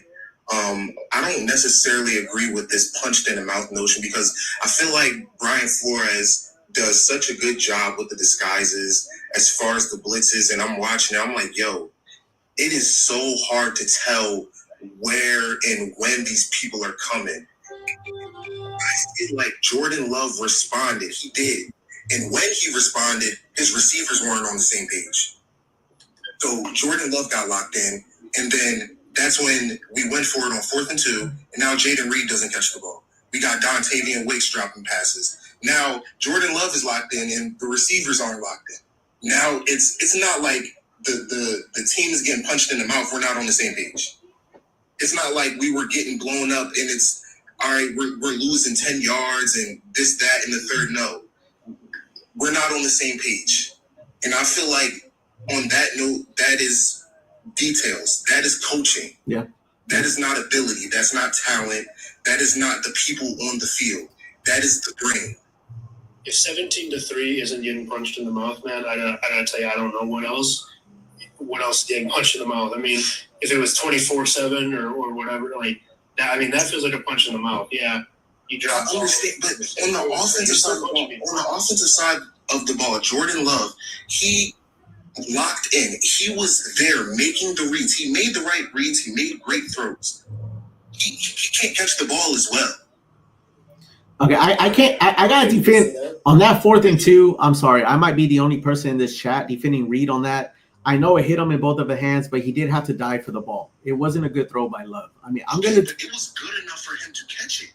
And as a receiver, you're supposed to catch the ball. That's what they pay you for. And Jordan Love put him in a position to make a play. And this is what great teams do. Do you see Justin Jefferson at the end of the game catching the damn ball behind his head? Yeah, that's true, man. That's true, man. But we're also paying McManus to kick field goals, and he's only missed 1. And you go for it. You gamble on 4th and 2 when you got. And I understand that. You got to kick it there, man. We have not beaten any team in the division. No, we needed to make a statement. This was our game to make a statement. We needed to convert that 4th down. We needed to go get that score. So I understand that. Oh, hold on, If you want to make a statement, run for political office. Hold on. I don't want you to make a statement. I want you to win the damn game, man. Hey, he converts on 4th and 2. That's a pretty good chance of winning the game. No. It's not like we're missing. It's not like it's a big play where we're missing, and it's just like we look horrible. The play was there. Hey, T-Babe. Reed didn't catch the damn ball. T-Babe, hold on. Let me ask you a question, man. Let's say Reed catches that ball, and then on the very next first down drive, you end up with the 4th and 5. What are you doing there? You going for it again? If we get to 4th and 5 on the very next time after we convert on 4th and 2, I'm kicking the field goal. Then what's the point of going for it on 4th and 2? What's the point of it? If you have to think about the context of the game. The Vikings just went down and scored. At this point, the game is now 7-3. We need this score to now put us back in the lead. No, you're right. Hold on. Let me pause right there. You're right. We do need this score. So that's why you take the damn field goal. It's going to be 7. It's going to be 7-6. In the second quarter, T-Babe. In the second quarter. Yeah, you're saying, oh, the Vikings just went down the field and scored a touchdown. We just scored to get back in the game. Yes, and we just went down the field the drive before that. We just went down the field the drive before that and kicked the field goal, right? So we showed that we can get down the field, but we didn't finish. So we get down the field again. What happens? We walk away from points. That's what happened. Have a decision. Now we have a decision. That's what happened. I'm trying to take you into the game situation. Now it's 4th and 2. We have a decision. We just drove down the field and showed them that we can get down the field. It is 4th and 2. We have a decision to make. We have a decision to kick the field goal and we'll still be down, and maybe the defense will stop them, which we saw the next drive the defense did. And I'm not saying the defense played a great game. But making a statement doesn't change how the decision plays. Do you want to try to actually win this game and try to do it in a fashion in which people know that we are a great team? I gotta ask you a question. Do you know what wins football games? Teams Points. playing together. Points. No. The only thing in the NFL that wins football games Points. is points. Yeah. It's not statements. It's not the grass on the field. It's not which direction the wind's blowing. It's not what color socks you're wearing. It's points. So when you go down the field and you make the decision, do I walk away from points or do I score points, and you choose to walk away in the attempt to make a statement, that statement ain't never going to win you the game. The points would. So don't walk away from points. So let me ask you that we this. suck ass. Okay, so let me ask you this. Let me ask you this. So when it's 3rd and what was it? 3rd and 5 or 3rd and 4, 3rd and 3? What that was? With 2 minutes, or no? It was under 2 minutes left on the clock. And he goes deep. Under 2 minutes left on the clock, and they do play action, and Sam Darnold dumps it out to the running back. So you're telling me a defensive stop that's not winning a game? You're saying so you're saying the only thing that wins a game is points? No, that is very disingenuous and ignorant. Well, because here's the thing, though.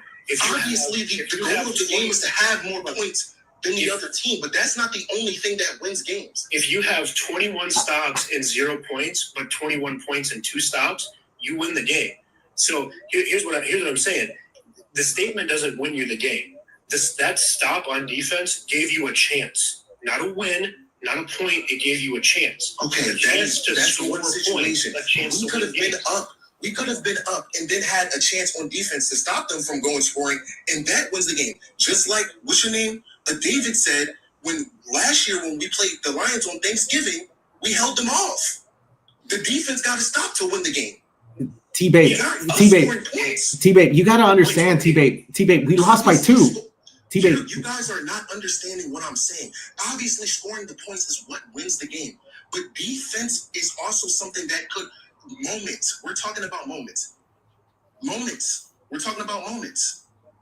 A defensive play, a defensive stop in a moment could win a game or propel a game to a win. But that 4th and 2 attempt in the second quarter, it was not one of these crystallized and glamored moments that you're referencing here. That's not one of those moments. That's one of those moments where you have a decision to either take points or leave points, and we decided to leave points. And in fact, we decided to leave precisely 3 points off the board. and then we went and proceeded to play the rest of the game and lose by exactly 2 points. We didn't lose by 2 moments. We didn't lose by 2 stops. We didn't lose by 2 statements. We lost by 2 points when we had a chance to kick a field goal and score 3 points. Exactly 1 point extra needed to win the game. So do we make that stop and give us a chance? Yeah, maybe we do. But if we kick that field goal and the game plays out exactly the same way, we also win. Statement or no statement. You can go out and make 0 statements but score 28 points and win the football game. I don't care if you make a statement or not. I just want you to win the football game. And winning a football game by like 40 points is a way better statement than going for it on 4th and 2 and getting that. Obviously, winning a football game by 40 points is a bigger statement than going for it on 4th and 2. I mean, even if we make a statement and go up 10-7, there's no guarantee that the Vikings, they don't score for the rest of the game. I mean, they could have blown us out by 34 points if they wanted to. Exactly. And this is the thing. I'm talking about the decisions in the moments. It was the second quarter. Obviously, you cannot foresee how everything is going to go. You can plan for the future and say, okay, well, maybe this will cost me. And like, there's no way to think about that in that moment. You're thinking about, okay, I trust my team. I think that we can do this. And the play was executed. Jaden Reed did not catch the ball. And it is not like it was some big thing where offensive line broke down. Jordan Love didn't know what he was doing. Receivers didn't know where they were at. It came down to the ball hit Jaden Reed in the hands. Maybe it was thrown a little bit too far. Maybe we should have taken the points. Maybe. I'm taking you to in the moment to the decision. Yeah, but you can't maybe when you know the result. In the moment, it's the right thing is to kick the field goal. Maybe if we would have kicked the field goal, then we would have had those 3 points and it would have been that. I'm taking you to this moment. He's thinking, I trust my team. We're going to convert this. And now it's my thing that we're sitting here now looking at the grand scheme of things and we're like, oh, well, we should have took the damn field goal. And I'm like, how are we going to sit here and do that? Because we lost by 2. You didn't convert it, because the reason we can do that though is because the first Minnesota game we went out and kicked the field goal. We missed it, didn't we? That field goal. I agree with that call. No, they missed it. No, the first game. But he didn't convert it though. That's what we're trying to explain. Okay, and I understand that. But let me explain my point. What I'm trying to make. Okay, he didn't convert the 4th down, right? Okay, right. So that's the reason why we're talking about them taking the points. Now, if he converts it and we score, then all is forgiven, Then boom, Matt LaFleur, he's a genius. Oh my goodness, you see, we go up 10-7, but he didn't convert it. So that's what we're talking about the points because we ended up losing by 2. Okay, and I understand that. And I've been saying that the whole time. I don't know if you guys think I'm stupid. I've been saying that the whole time. I get it, and I understand that. Wholeheartedly, I do. I understand that. But I understand him going for that 4th down. He trusted his team. He thought that they could do it. Trusting your team is not good enough. And I understand that we did not convert that. I understand that wholeheartedly. But I don't think it's right for us to sit here now, or the media or everybody, to sit back and to focus on that one thing and be like, oh, damn. Well, you see that? That's the mistake right there that lost them the game. You don't see the other 4 plays before we got down there. Dante Henry dropping the ball. Jaden Reed dropping the ball. Romeo Dobbs dropping the ball. The line breaking down protection, giving Jordan Love pressure, forcing him to get the ball out. You don't see those things. But okay. Look, I agree. That's not the reason we lost the game, but it didn't help. It didn't help us win the game either. Points. Well, no, maybe Dontavian Wick should have caught that ball, or maybe Jaden Reed should have caught that ball. And I'm not talking about the 4th down conversion because you dropped more than that. But see, that's why you play smart and kick the field goal, because you're asking for the team to make 0 mistakes. People are gonna drop the ball. It's reality. Okay, it's reality. I feel like the same thing. You're asking the defense to make 0 mistakes too, and they've shown that they can't be trusted either. So this is my thing. I'm not disagreeing. I told you before. If they can't be trusted, that's why you take the points. What you guys are saying, but we can't just sit here and nitpick and try to pinpoint these little things when you look at the bigger picture. And if you watch the games, it wasn't like, oh, it was just this massive breakdown. Oh, and we were just getting sacked for multiple times. Like Jordan Love got sacked twice this whole entire game. Yeah, they sacked like 2 times as many times as we sacked their quarterback. They put up more points than we put up. What do you mean? That's 2 times. We sat Sam Darnold one time. They sat so one times 2 is 2. So that's twice as many times. So they sat him. Hey, T-Babe. Hey, hold up, guys. Maximize the point. I'm not stupid. Hey, I'm gonna have to mute you guys. Maximize my point Hey, points win. Hold up, T-Babe. I got questions for you, T-Babe. Hold on, T-Babe. I got some questions for you. Okay. As a you're a Packers fan, I'm guessing, right? I've been a Packers fan since I was 9. Okay.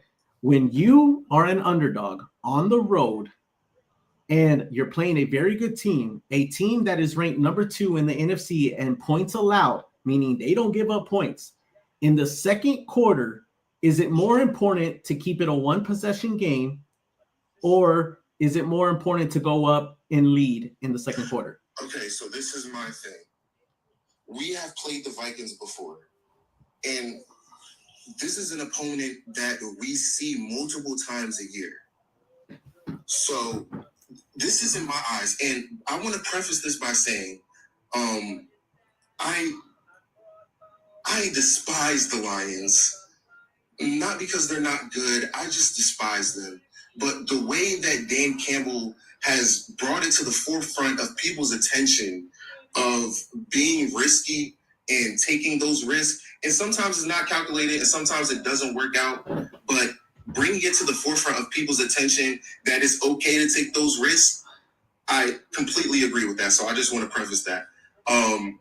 So the Vikings are an opponent that we see multiple times a year.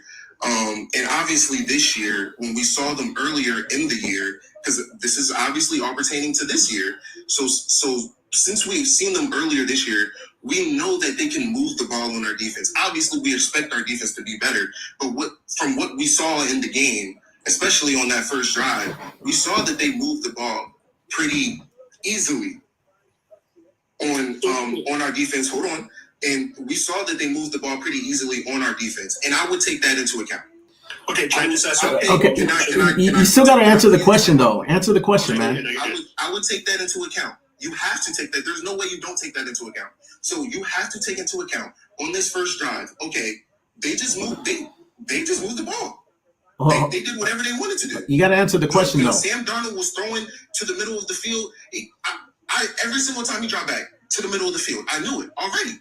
So they moved the ball up and down. They moved the ball up and down the field at will. The first drive. You're low key not answering the question though. I think. Yeah. So you're not answering the question though. And like before you say anything else, I want to say this. Late in the game, Tom Brady brought it up. Tom Brady brought up the going for it on 4th down. And he said, in these type of situations, you have to play smart. There's a reason why Tom Brady has 7 rings. There's a reason why Tom Brady has 7 rings and Dan Campbell has 0. Would you rather take the Packers offense against the Vikings defense, or would you rather take the Packers defense against the Vikings offense? I'd rather take the Packers defense against the Vikings offense. Okay. They kept us in the game. They kept us in the game. This Packers defense without Jair Alexander, without Evan Williams, without all of these pieces, you would take them against the Vikings offense. Our defense has given. Oh my God! The Vikings defense. Our defense has given up 19.5 points a game until this game. 19.5 points a game. This goes back to the point where you guys are saying, okay, the points ultimately win the game. So you're going to trust the Packers defense against the Vikings offense instead of the Packers offense against the Vikings defense. Do you? I'm show up until like defense, 3.5 quarters later. I mean, we only showed up the last 7 minutes. I know. And you're acting like the Vikings defense isn't great. They're good. Like they killed us all game. But it's not okay. The Vikings defense is. Let's not act like they're just some ultimate defense that shuts everyone down. Because even Tom Brady was saying throughout the course of the season they are one of the teams that gives up the most explosive plays, and we were missing the one piece that is our most explosive piece in Christian Watson. Yeah, but hold on. The Vikings give up explosive plays because that's the other edge of the sword that they're swinging. Exactly. Exactly. But they're a top 10 defense. Okay, we're a top 10 defense. Can we show it tonight? Wait, if we're a top 10 defense, then you have to trust your defense. Yeah, why would you not trust our defense against their offense? Okay, but this is also against Sam Darnold. This is game by game situational thing. You just seen your defense get destroyed on the first drive. You're gonna tell me. Okay, hold on. Time out. Hold on. I had to mute him because hold on, T-Babe. It's just like our playoff game against San Fran when we lost 13-10. We went out and scored a touchdown on the very first drive, and what did their defense do? They settled in and they calmed down, and they only gave up 3 more points. I mean, you can't base the defense is going to have a bad game just because they give up a touchdown on the first drive. Like, no, man, you got to continue trusting your defense. That's why you put them out there. If you didn't trust your defense, you would go for it on 4th down every single time. But we don't do that. And I mean, I know you don't want to like talk about like, oh, the field goal. You want to talk more about the drop passes. Maybe I can accept that if we didn't lose by 2 points. We lost by 2 points, though, man. We lost by 2 points. That's why you got to take it into consideration. And Tom Brady said it. He's like, you got to play smart against good teams. And there's a reason why Tom Brady has 7 rings and Dan Campbell has 0. There's a reason for that, man. Tom Brady is a very smart player. He's not the greatest talent out there, yet he still has 7 rings. He'll be the first one to tell you it's always about playing smart. It's always about playing smart. It's always about good situational play calling. That's what great teams do. They don't gamble on 4th down all the time. Great teams don't do that. I'm sorry, they don't. Only Dan Campbell does that. Great teams do not gamble on 4th down. They take points. I mean, don't get me wrong. If it was the 4th quarter, yeah, sure. I'm okay with him going for it. But it's 2nd quarter, for heaven's sakes. You're on the road. You're an underdog. You make it 7-6. At halftime, they had 13 points. Well, guess what? You're going into the – you know you're not getting the ball back, but it's still a 1-possession game. Instead, it's 13-3. It's a 2-possession game. So I'm – David, yeah. To further your point, too, a defense plays entirely different when you're talking about being down 14 or being down by 1 point. So you have the opportunity to give the Vikings the offense the ball, and they're only up by 1 point. Your defense is going to play entirely differently than when they know they're down by like a kabillion points. And some of the guys are starting to think, oh, well, we're down by 17. You know, it's 17-3. What's like one more field goal? But when they know that they're only down by 1 point, a lot of those guys are going to go, okay, I got to lock in because if we can give our offense the ball just one more time, we're in the lead. When I'm down by 3 possessions, it's like, what's the difference between 3 possessions and 3.5 possessions? You know what I mean? Yeah. Yeah. I'm gonna let T-Bait back in, but go ahead, Andrew. He been quiet, bro. Yeah, no. Because I was thinking, I was asking you, David. Another guy too. Didn't in the first Vikings game we sent out a field goal kick and we missed it? Oh, I don't remember that. I want to say we did. Oh yeah. No, yeah. Right, and we were complaining that we don't have a kicker. Now we have a kicker that can make the points. Why are we not calling him out to kick the points? Yeah, I do agree with the. I somewhat agree with what. No, I'm just telling T-Bait to hold up. Go ahead. Yeah, I do agree with T-Bait that we can't. Like, I know we're harping on that, the not doing that play, and I agree that there was other plays that had to be made as well. Like, the defense wasn't stopping anybody either. Drop passes, they have to be talked about. That does have to be talked about. That's where I go back to say players got to make plays. But then, to your point, David, coaches got to be able to coach smart. So it kind of goes, like I said, this is why when I talk about a complete game, I'm not talking about we score on every drive, we get every stop. I'm talking about we play complementary football. Our offense scores when they need to score points. Our defense gets timely stops, and our coaches make the right decision. And we just didn't do that today. That's all that happened. All 3 phases of those failed. Offense didn't score points like they should have. Coaches didn't put our offenses to score points. And our defense didn't get the stop when we needed them to get the stop. That's all it came down to. Yeah, hold on. Let's bring in this other guy. I think that. Yo, what's up, Bryce? Hey, yo. Yo. No, I'm not going to lie. I will admit, the Vikings are a great team. I'm not going to sit here and hate on the Vikings and say they're a bad team and say we shouldn't have lost them. The loss today is on us. We lost the game on us. We stabbed ourselves in the foot. We fumbled the ball. We had issues. And fucking Edger and Cooper, I mean, call it offsides if you want. If it is or not, it happened. And that gave them an easy field goal that they shouldn't have had. But I will say this. We had starters out on defense that are very important to our team. Yeah, I don't. Evan Williams, Jair Alexander, Quay Walker. I mean, Quay Walker has been iffy this year, but he's also the guy that runs that defense. He's also the guy that calls the plays for that defense. So that's something you got to take into account.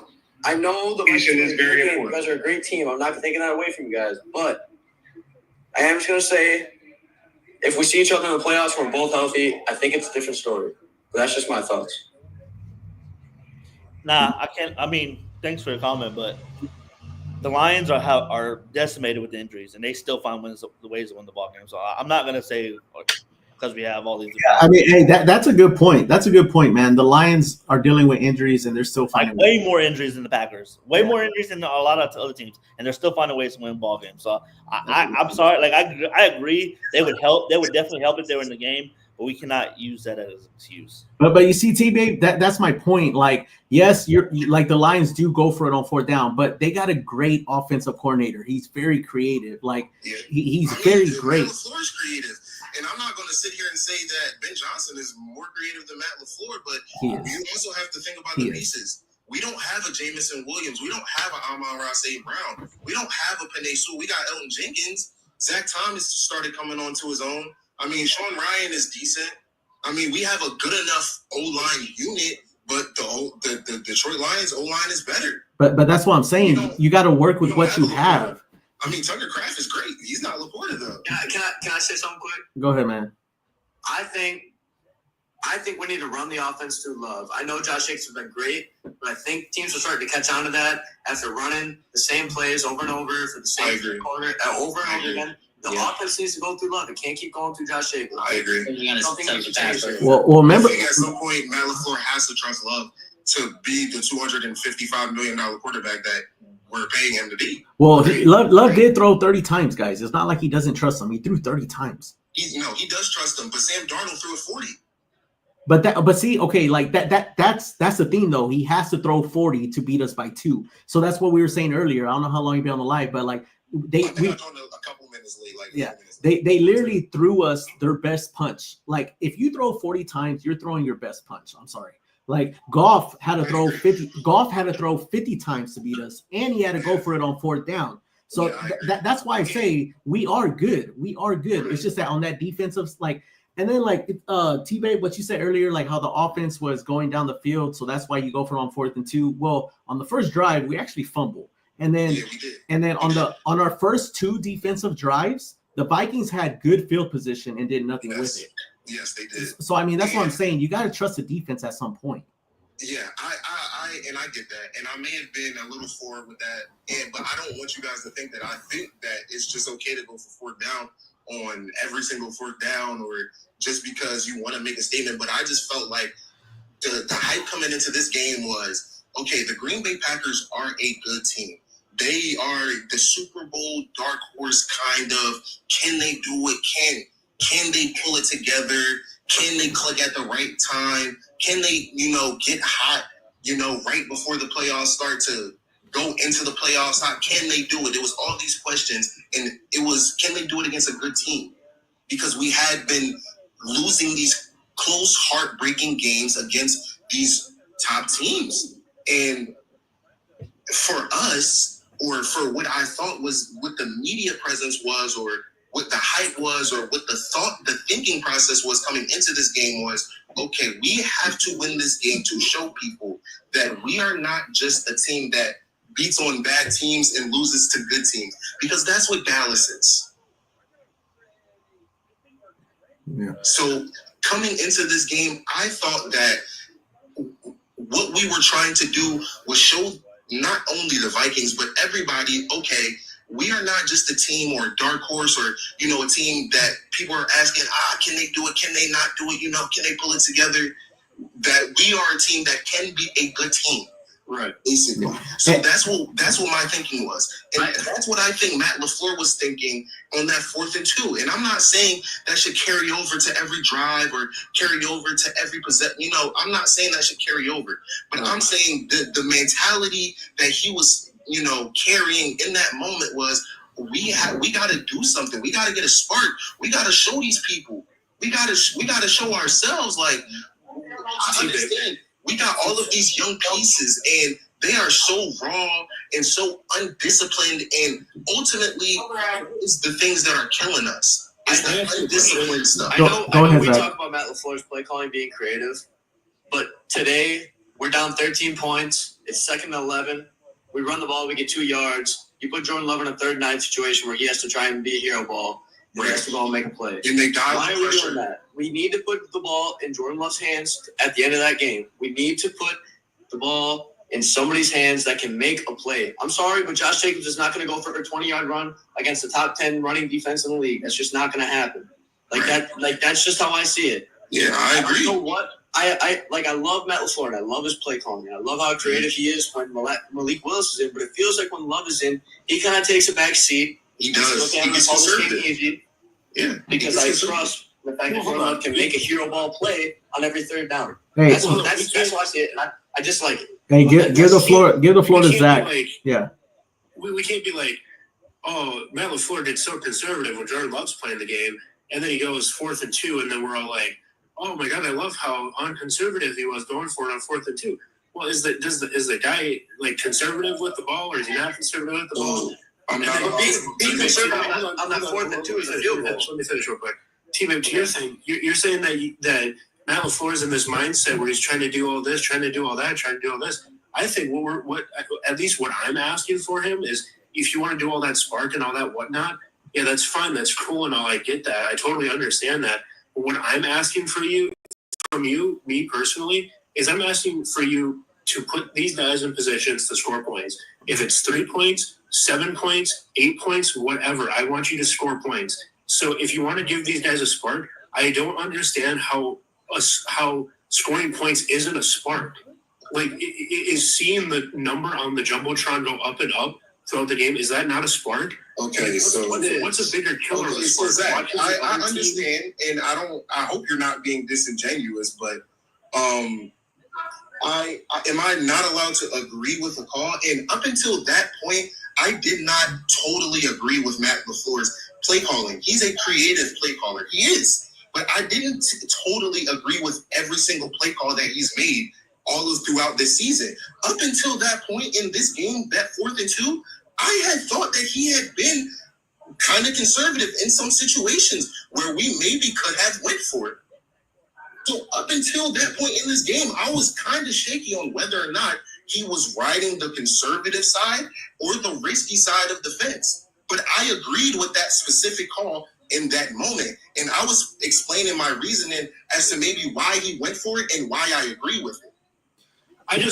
My point was, I don't think Matt LaFleur is a conservative head coach when it comes to it, because Jordan Love doesn't throw 21 interceptions in a season because of conservative play calling. Like, yeah, it can be bad decisions, it can be bad throws, yada, yada. But some of that is because we're taking deep shots when they're kind of expecting us to kind of just, dink and dunk down the field. You know what I mean? So I don't think he's a conservative play caller, whether it's Malik, whether it's Jordan Love, or whatever. I agree. I think he's creative. I'm saying sometimes you got to be smarter than you are creative. Being creative is great, but sometimes the smart call is to just take the points. Yeah. 100% agree. And hold on. I'll also say this, T-Babe, because we went that 4th and 2 happened in the second quarter, and me and Zach were talking about this at halftime. Josh Jacobs had more yards than Jordan Love at halftime. So you can argue that on that 4th and 2, the better play call is to run it with Josh Jacobs. And honestly, for me, I thought he would. I thought he would try to get Josh Jacobs on the edge, or maybe run it up through the middle, because every time we were giving it to him up the middle, he was averaging like 4. Yep. He's got the most inside the number yards this year out of any between the tackles, right? Yep.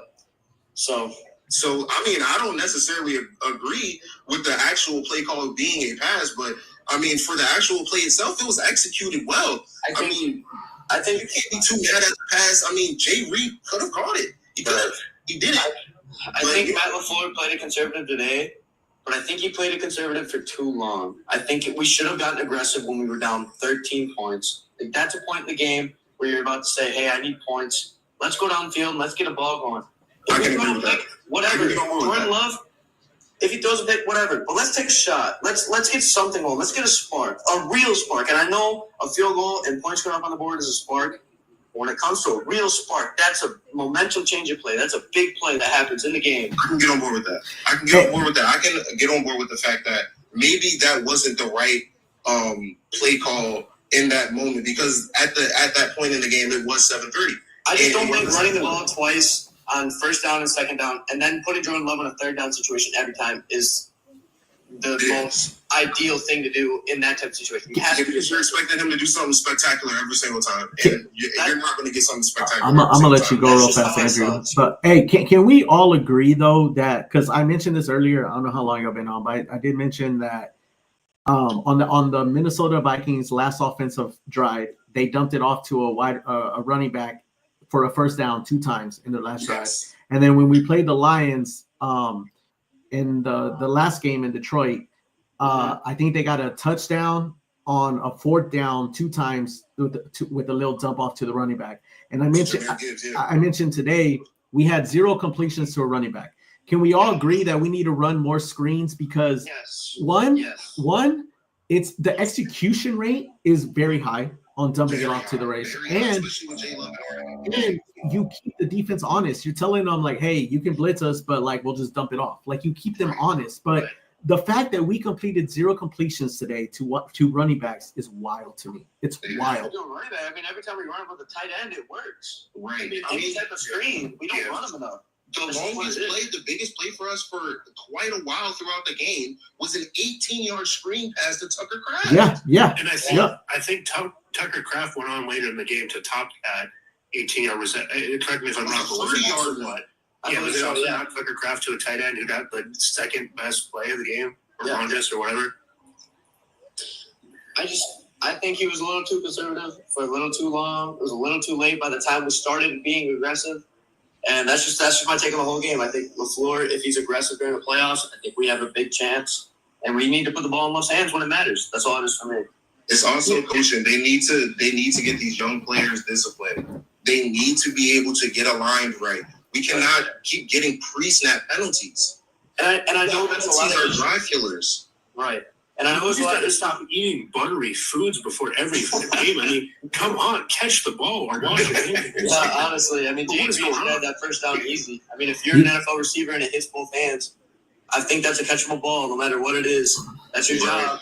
I'm gonna give the floor to Andrew, but one thing I also want to see from Love for him to do better, if I'm being honest, I want to see him lead the receiver better, like make better throws, like lead them, because some of the deep completions he makes, if he leads them, it's a touchdown. It's a touchdown if he leads them. But go ahead, Andrew. Yeah, no. So I think they need to. Matt needs to mix it up, because I'm hearing we need to stop being conservative. Get the other players involved more, not leaning on Josh Jacobs more. I don't see that, because earlier in the season, I felt like we were like, why aren't we running the ball? Right? Like, Josh Jacobs is your best player on offense. Can we all agree with that? Yeah, I think so. Yeah, he's your best player. So you got to get your best player the ball. Now, where I think we're all in agreement is not always running it with Josh Jacobs. Throw the little screen passes, mix it up, then being able to take your deep shots. But you cannot just – I don't think coming out slinging it like what we want Jordan to do is not going to win this team the games that we think we are. I think we're going to have to still lean on Josh Jacobs. We just can't get down too early, too fast, because then we can't do anything off of the run game. I just think we can't put Jordan Love in those situations. No, I agree. So I agree. If we run it first and second down every time, defenses are going to know. So that's where you do got to mix it up. Play action on first down. Run it on 3rd and 2 or 3rd and 3 rather than throw it all the time. I agree, but we just can't get away from Josh Jacobs. Like, that's going to be your workhorse. Whether if we run it the first quarter, I mean, it makes sense. Like, that's our game. That's what we've been doing. But if it's third quarter, we're down 13 points, and we're still running it both on first and second down, got to take a chance on a second down or even a first down, try to catch them off guard, something. You have to be aggressive in those types of situations to win games against good teams like that.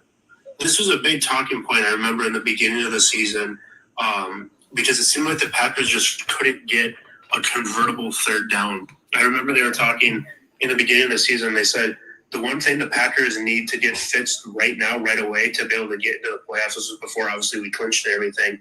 When we were kind of we didn't have like a great record. We were a lot closer to being even than we were, 11-5 or whatever. But they were talking about how it seemed like every time we did have a third down, we were looking at 3rd and 7, 3rd and 8, 3rd and 9, 3rd and 10. Right. And then they were saying once we got to 3rd and 5 or shorter, our conversion rate like 10x'd on third downs. Like it was something like we were like 73% on like 3rd and 5 or less, and then it was something like 23% on 3rd and 5 or more.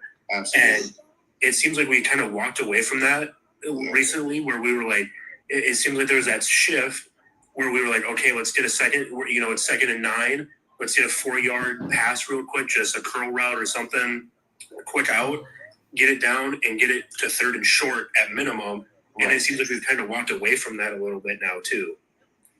Yeah, and I think part of it is on Jordan Love to find his guys. I mean, like, why is Tucker Craft not more involved? Do you think the guys are getting open? That's another thing. I haven't looked at the all 22 version of it this game, but are guys getting open for him fast enough? How much do we got to put on these receivers and tight ends to get open? Yeah, I agree with that to a certain extent. Hey, I want to mention something. I want to see if y'all agree. So, you know, we're over here talking. I know a lot of people, including myself, but now I'm looking at some of this stuff, and I might think differently now. I know a lot of people were saying, man, the defense needs to play a little bit better. Well, if you think about it, Sam Darnold threw 43 times. And he's been a hot quarterback. They got Jefferson, they got Addison, they got Hawkinson. So you're asking our defense to play better when they're going up against a quarterback who's done well all season long, and he's already thrown the ball 43 times. Go ask any other defense out there to stop Sam Darnold throwing 43 times. A lot of defenses aren't going to do it. And like I look at the Lions game, they had to go for it on 4th down to score their touchdowns. They had to go for it on 4th down. Goff threw for 50 times. Our defense is going to get tired. So if you ask any other defense to do it, they're not going to do it. So I think personally, our offense needs to play better. They need to get like if Sam Darnold is throwing 43 times and Goff is throwing 50 times, our defense is on the field way too long. Our offense needs to win the time of possession. They need to score. They need to step up and help this defense. I'm sorry. I'm going to defend the defense. I think we're playing good. It's hard for any defense to stop the offense of the Lions when they're throwing it 50 times and going for it on 4th down. It's hard. It's hard. Can I just ask what your thoughts are on the pass rush? I think today I was a little shocked that we didn't. It's hard for me to judge the pass rush because there's weeks where they look good and then there's weeks where they don't. So it's very hard for me to judge. I think it can be better though. I thought early on we looked good and then we didn't do anything. Yeah, this is why, they started to get hot. We were starting to look good. I was very confident going into this game. Like, I honestly felt like going into this game, I felt like we were going to, win by at least 14, in my opinion, just how we were going in. I mean, we scored 30 points our last 5-6 games, and then it looked like we were week 4. It looked like the same matchup basically when we were at week 4. Mm-hmm. But yeah, it did. It looked like the same game, to be honest. Yeah. To the pass rush, Devontae Wyatt got hurt pretty much halfway through the game. He did. I think that's a big hit. One of our better guys on that D line, especially at defensive tackle. He's not an edge rusher. As a Packers fan, and it sucks to say this, Van Ness needs to take it a step up. I mean, I've been saying that. He's a first-round pick. We risked a lot on him. Exactly. And, I mean, he's playing good, but he's not playing great. He's a first-round pick. When you Does he have 6 sacks this season? I think he was 14, somewhere in the mid-10s. When you're there, you have to have something. You have to have a spark. You have to have the ability to get off the ball and make a move. Like, he gets off the ball very well, but when he gets to the blocker, he just puts his hands up and tries to push him back. Like, I don't ever see him try to make a move on an O-lineman. No, and as a Packer fan, it's disappointing to see the pass rush because Rashawn Gary, I think he's adjusting to a new system. Devontae Wyatt's been injury in and out all year. Yep. Kenny Clark also kind of the same thing, and he hasn't been great in his system. And then Van Ness just hasn't been performing, so it's disappointing. But Enoch Barry's having a year. Brenton Cox is having a year. Enoch Barry's fast. It's tough to see from the pass rush, that we can't get home on games like that. When we play elite O-lines, we can't get home. When we play half good, bad O-lines, it always works. We always get home. Yeah, especially against a QB like Sam Darnold, who we know if we get pressure or we get people around him to make him to make him second guess about where he's going with the ball or what the defense is doing, that we could get turnovers and maybe potentially flip this game on its head. Like, it's like gut wrenching. Like, how can we not be getting home? The one time we got home, he threw a pick. He did. Right to Carrington Valentine. The one time we got home, he threw a pick. He felt pressure and he threw a bad ball. It was a bad ball. It was a bad exactly. decision. Well, also there was on a few turnover worthy plays. I mean, the one where and I think Eric Stokes is probably a little bit below average. He threw it. And it went right through Stokes' hands. Yeah. We needed that. We needed that. But like also like as far as like getting to the quarterback, like for example, I heard a lot of people criticizing our pass rush against the Cardinals. Well, you can't criticize against the Cardinals because Murray was getting the ball out of his hands like in 2 seconds. No one's gonna get a sack on that. No one's gonna get a sack on that. And then also week 1 against the Eagles, I heard a lot of people criticizing that too. And Eagles have a good old line, and we got 2 sacks. So on that game, and what I did, I went to go research how many sacks a game do the Eagles give up, and they give up 2. So we got 2. So we did what we were supposed to do against the Eagles O line. 2 sacks is what they give up. That's what we got. So we had turnovers that game. Huh? I said, and we had turnovers that game. So I mean, like when we judge the pass rush, well, first we got to look at the offensive line. How many sacks do they give up? If they give up 2 or less, then yeah, I mean, you can't really judge the pass rush for not sacking Sam Darnold. I mean, I don't know how good their offensive line is. I mean, I really don't. But they looked good today. They looked good today. Top 10, 15 range in the league. So I think what's disappointing with the pass rush is because all offseason going into training camp was the strength of this defense is going to be the front 4 with Jeff Hafley's defense.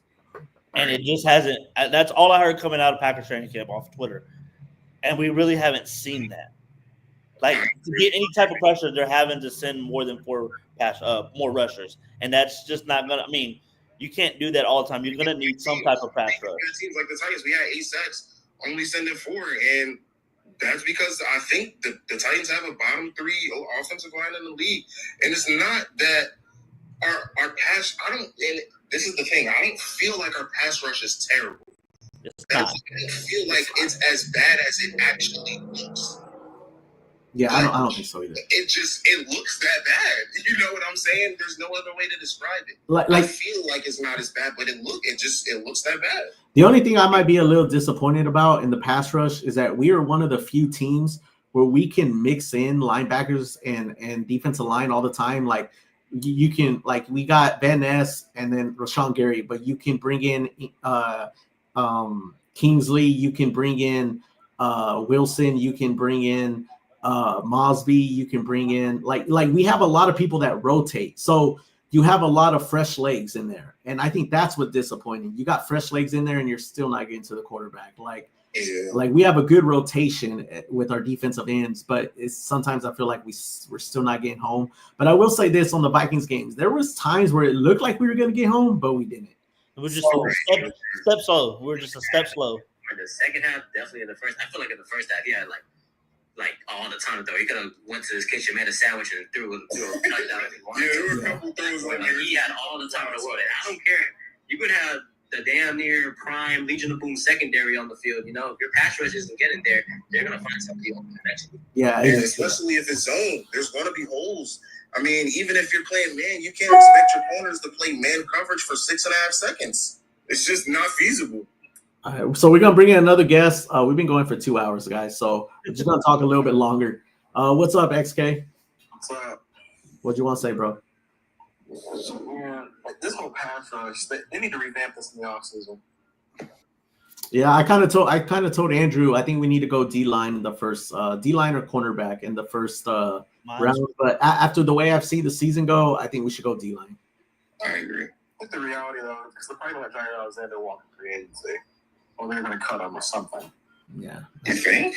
I think he's going to get traded. I think he's going to get cut, traded or something. Playoffs. If he does good in the playoffs, I don't think they cut him. I don't think I don't know. It's just a weird situation where if you cut your number one corner, you know, who's going to step up? I mean, Valentine, he's great, but who do you have to step up, you know, unless you drop this? Yeah, but Jair can't stay on the field. I mean, what's the point of having him if he can't be on the field? Yeah, they're going to pay him like $28 million over the next 2 years. And when he's on the field, he's a top 3 corner, I argue. But he hasn't been on the field, and he continues to get hurt. And Why do you want to keep paying this when we can go out and get some young bucks and the rights to the corner for free agency this year? We can go out and snag. Yep. I think the problem is you cut Jair and you go, okay, well, okay, now I could be wrong on this, but we've lost every game that Jair's been out, right? Have we won a game when Jair's been in? Or? No, He's won many games with him now. Yeah, he just won the last game. He wasn't in. Oh, okay. I didn't know. I missed the last game. I didn't know if he was in or out. Yeah, Mr. Rattler and but I'm pretty sure we won the game before that as well, and he was out. We beat Seattle without him. We beat I think lost to Detroit. I mean, he only played 10 snaps against the Bears. That's when he went back out. Because he got hurt against the Titans, missed the game, then he came back, and then he got hurt against the Jags, then was out for. He came back for the Bears. He came back for the Bears game for like 10 plays, and then he was out. I was at that Bears Packers game. He got hurt 10 plays in, then he was out. He's been out ever since. Yeah, he hasn't played since the Bears game. Oh, no. Yeah, maybe I am on the cut on thing then, because I thought he's been in a lot more than that, but I guess he lost to a good start this year. He had a pick six against the Titans. He was locking. He had a bag against AJ Brown. And came back next week. We can all agree, Jair is the top cornerback, but the issue is we can't keep him on the field. The thing. Take a pay cut. I mean, if he takes a pay cut, he's not going to take a pay cut. Well, he might, guys. He's not going to take a pay cut. Well, I don't know. That's the thing. If Jair knows that he has not invested what he should into the Packers team with his injury. They call him job money. He's gonna keep his money. Well, the only thing that concerns me.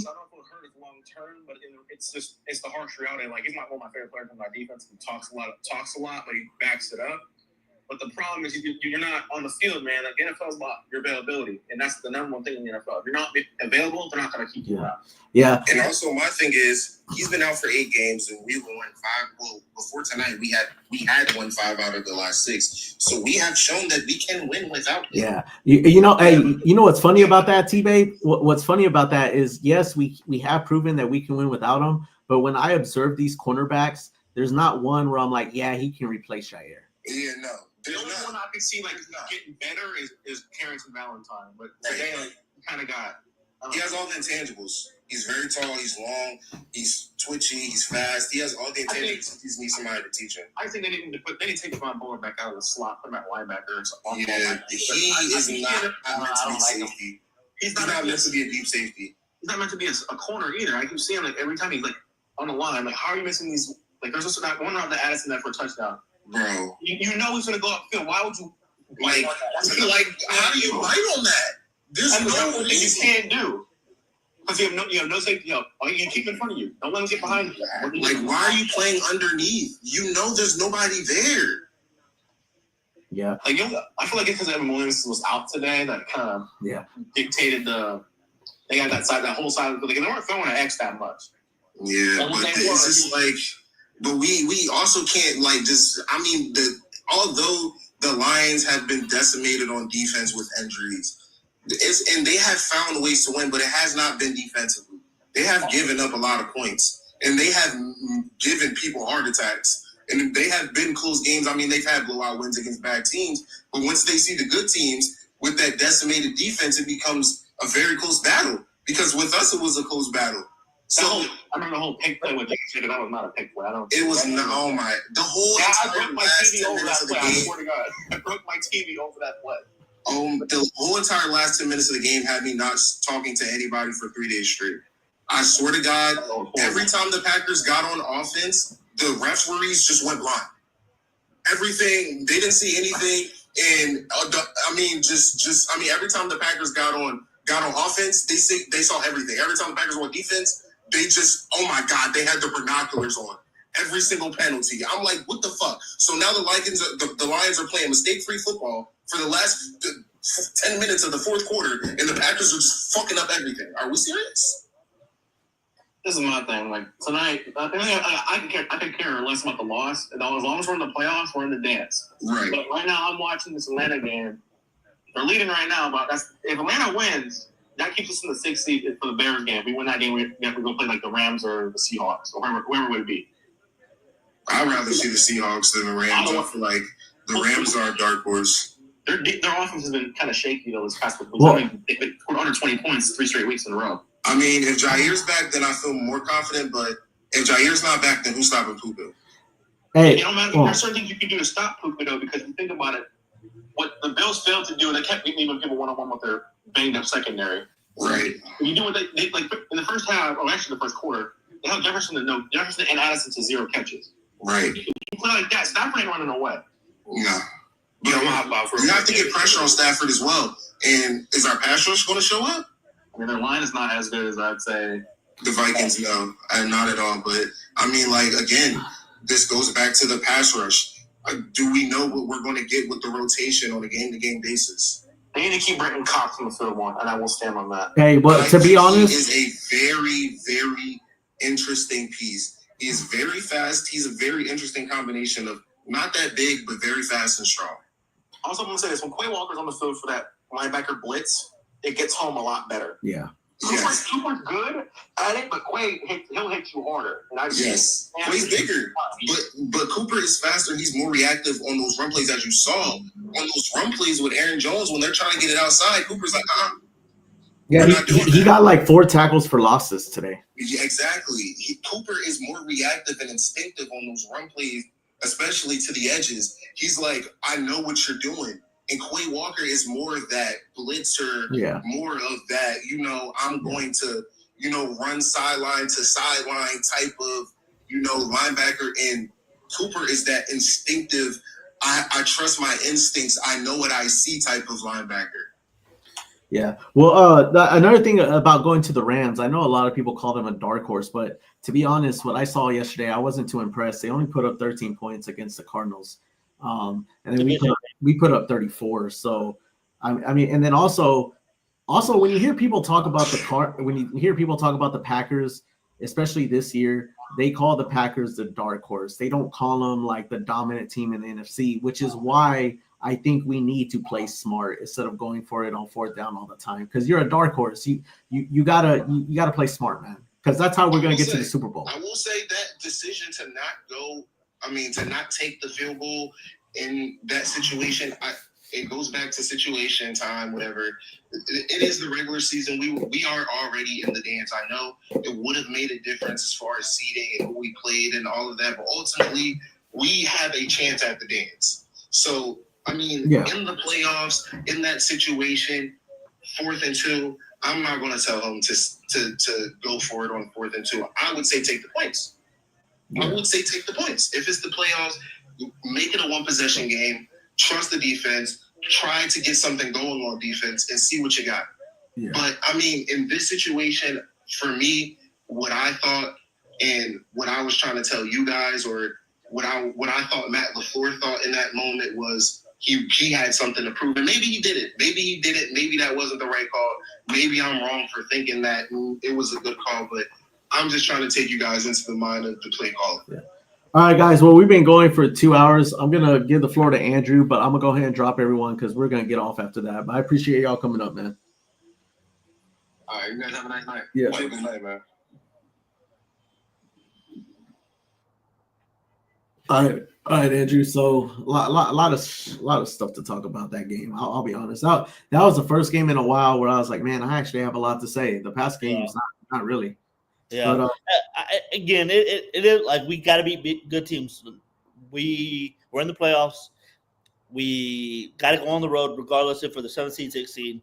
Let's just go in there and beat good teams, make good decisions, make the right decisions, and let's go beat good teams. That's all. That's all it comes down to. So we got to beat good teams. And I mean, I look at I know I criticize a lot of LaFleur today because I think he's getting out coached, but I also look last year in the playoffs. I think he out coached McCarthy, and I think he out coached Kyle Shanahan. So maybe come playoff time, maybe he does buckle down. We'll see, because I do think he out coached Shanahan. I think the players just messed up with that field goal. I think I can't remember if we had drops in that 49ers game. Sure, it was raining and stuff. Yeah, but I think he outcoached Shanahan, but, they just came away with the win, and for sure he outcoached McCarthy. So, I mean, like I said, those are 2 good coaches too. So, I mean, it hasn't been the same in the regular season. I think he's been getting outcoached, especially against the good teams. And I think it's very noticeable too. That's the scary part. I think it's very noticeable. But like I said, the good coaches in the playoffs last year, he outcoached. So I think let's just get to the playoffs and we'll see what happens, man. Yeah, just get this. At this point, we should. Like I said, I wish we would have won this game. Wouldn't have really made it. I mean, it would have put us in a position to possibly be the 5 seed. But regardless, I think he's out of the question now. Yeah, we're either 6 or 7. Which whatever, we got to go on the road to beat a good team. Yeah, it seems, dude. The Lions can drop to the 5th seed. Yeah, it's wild. That is wild. Yeah, so the schedule hasn't came out yet. I don't think for next week. Okay. I bet that Lions Vikings game is Sunday Night Football next week. Night Football, probably. Yeah, because there's some games on Saturday next week. Oh, okay. There's 2 games on Saturday. Yeah, but yeah, it's the Bears, so it's always fun to watch the Packers against the Bears. So yeah, so hopefully, as long as we don't drop to the Bears. Yeah, keep that winning streak alive. Yeah, I agree, Mark. That was the biggest debate on this live, but I agree. I think we should. It was a good one. Yeah, but all right, man. Good game. Yeah. Mike. Y'all deserve it. But we'll see. Let the cards fall later on. But all right, guys. So we've been going on for 2 hours. That's way too long, man. Yeah. We gonna jump off. But I appreciate everyone for coming on. Go Pack, go! And we'll see y'all next week for the watch party.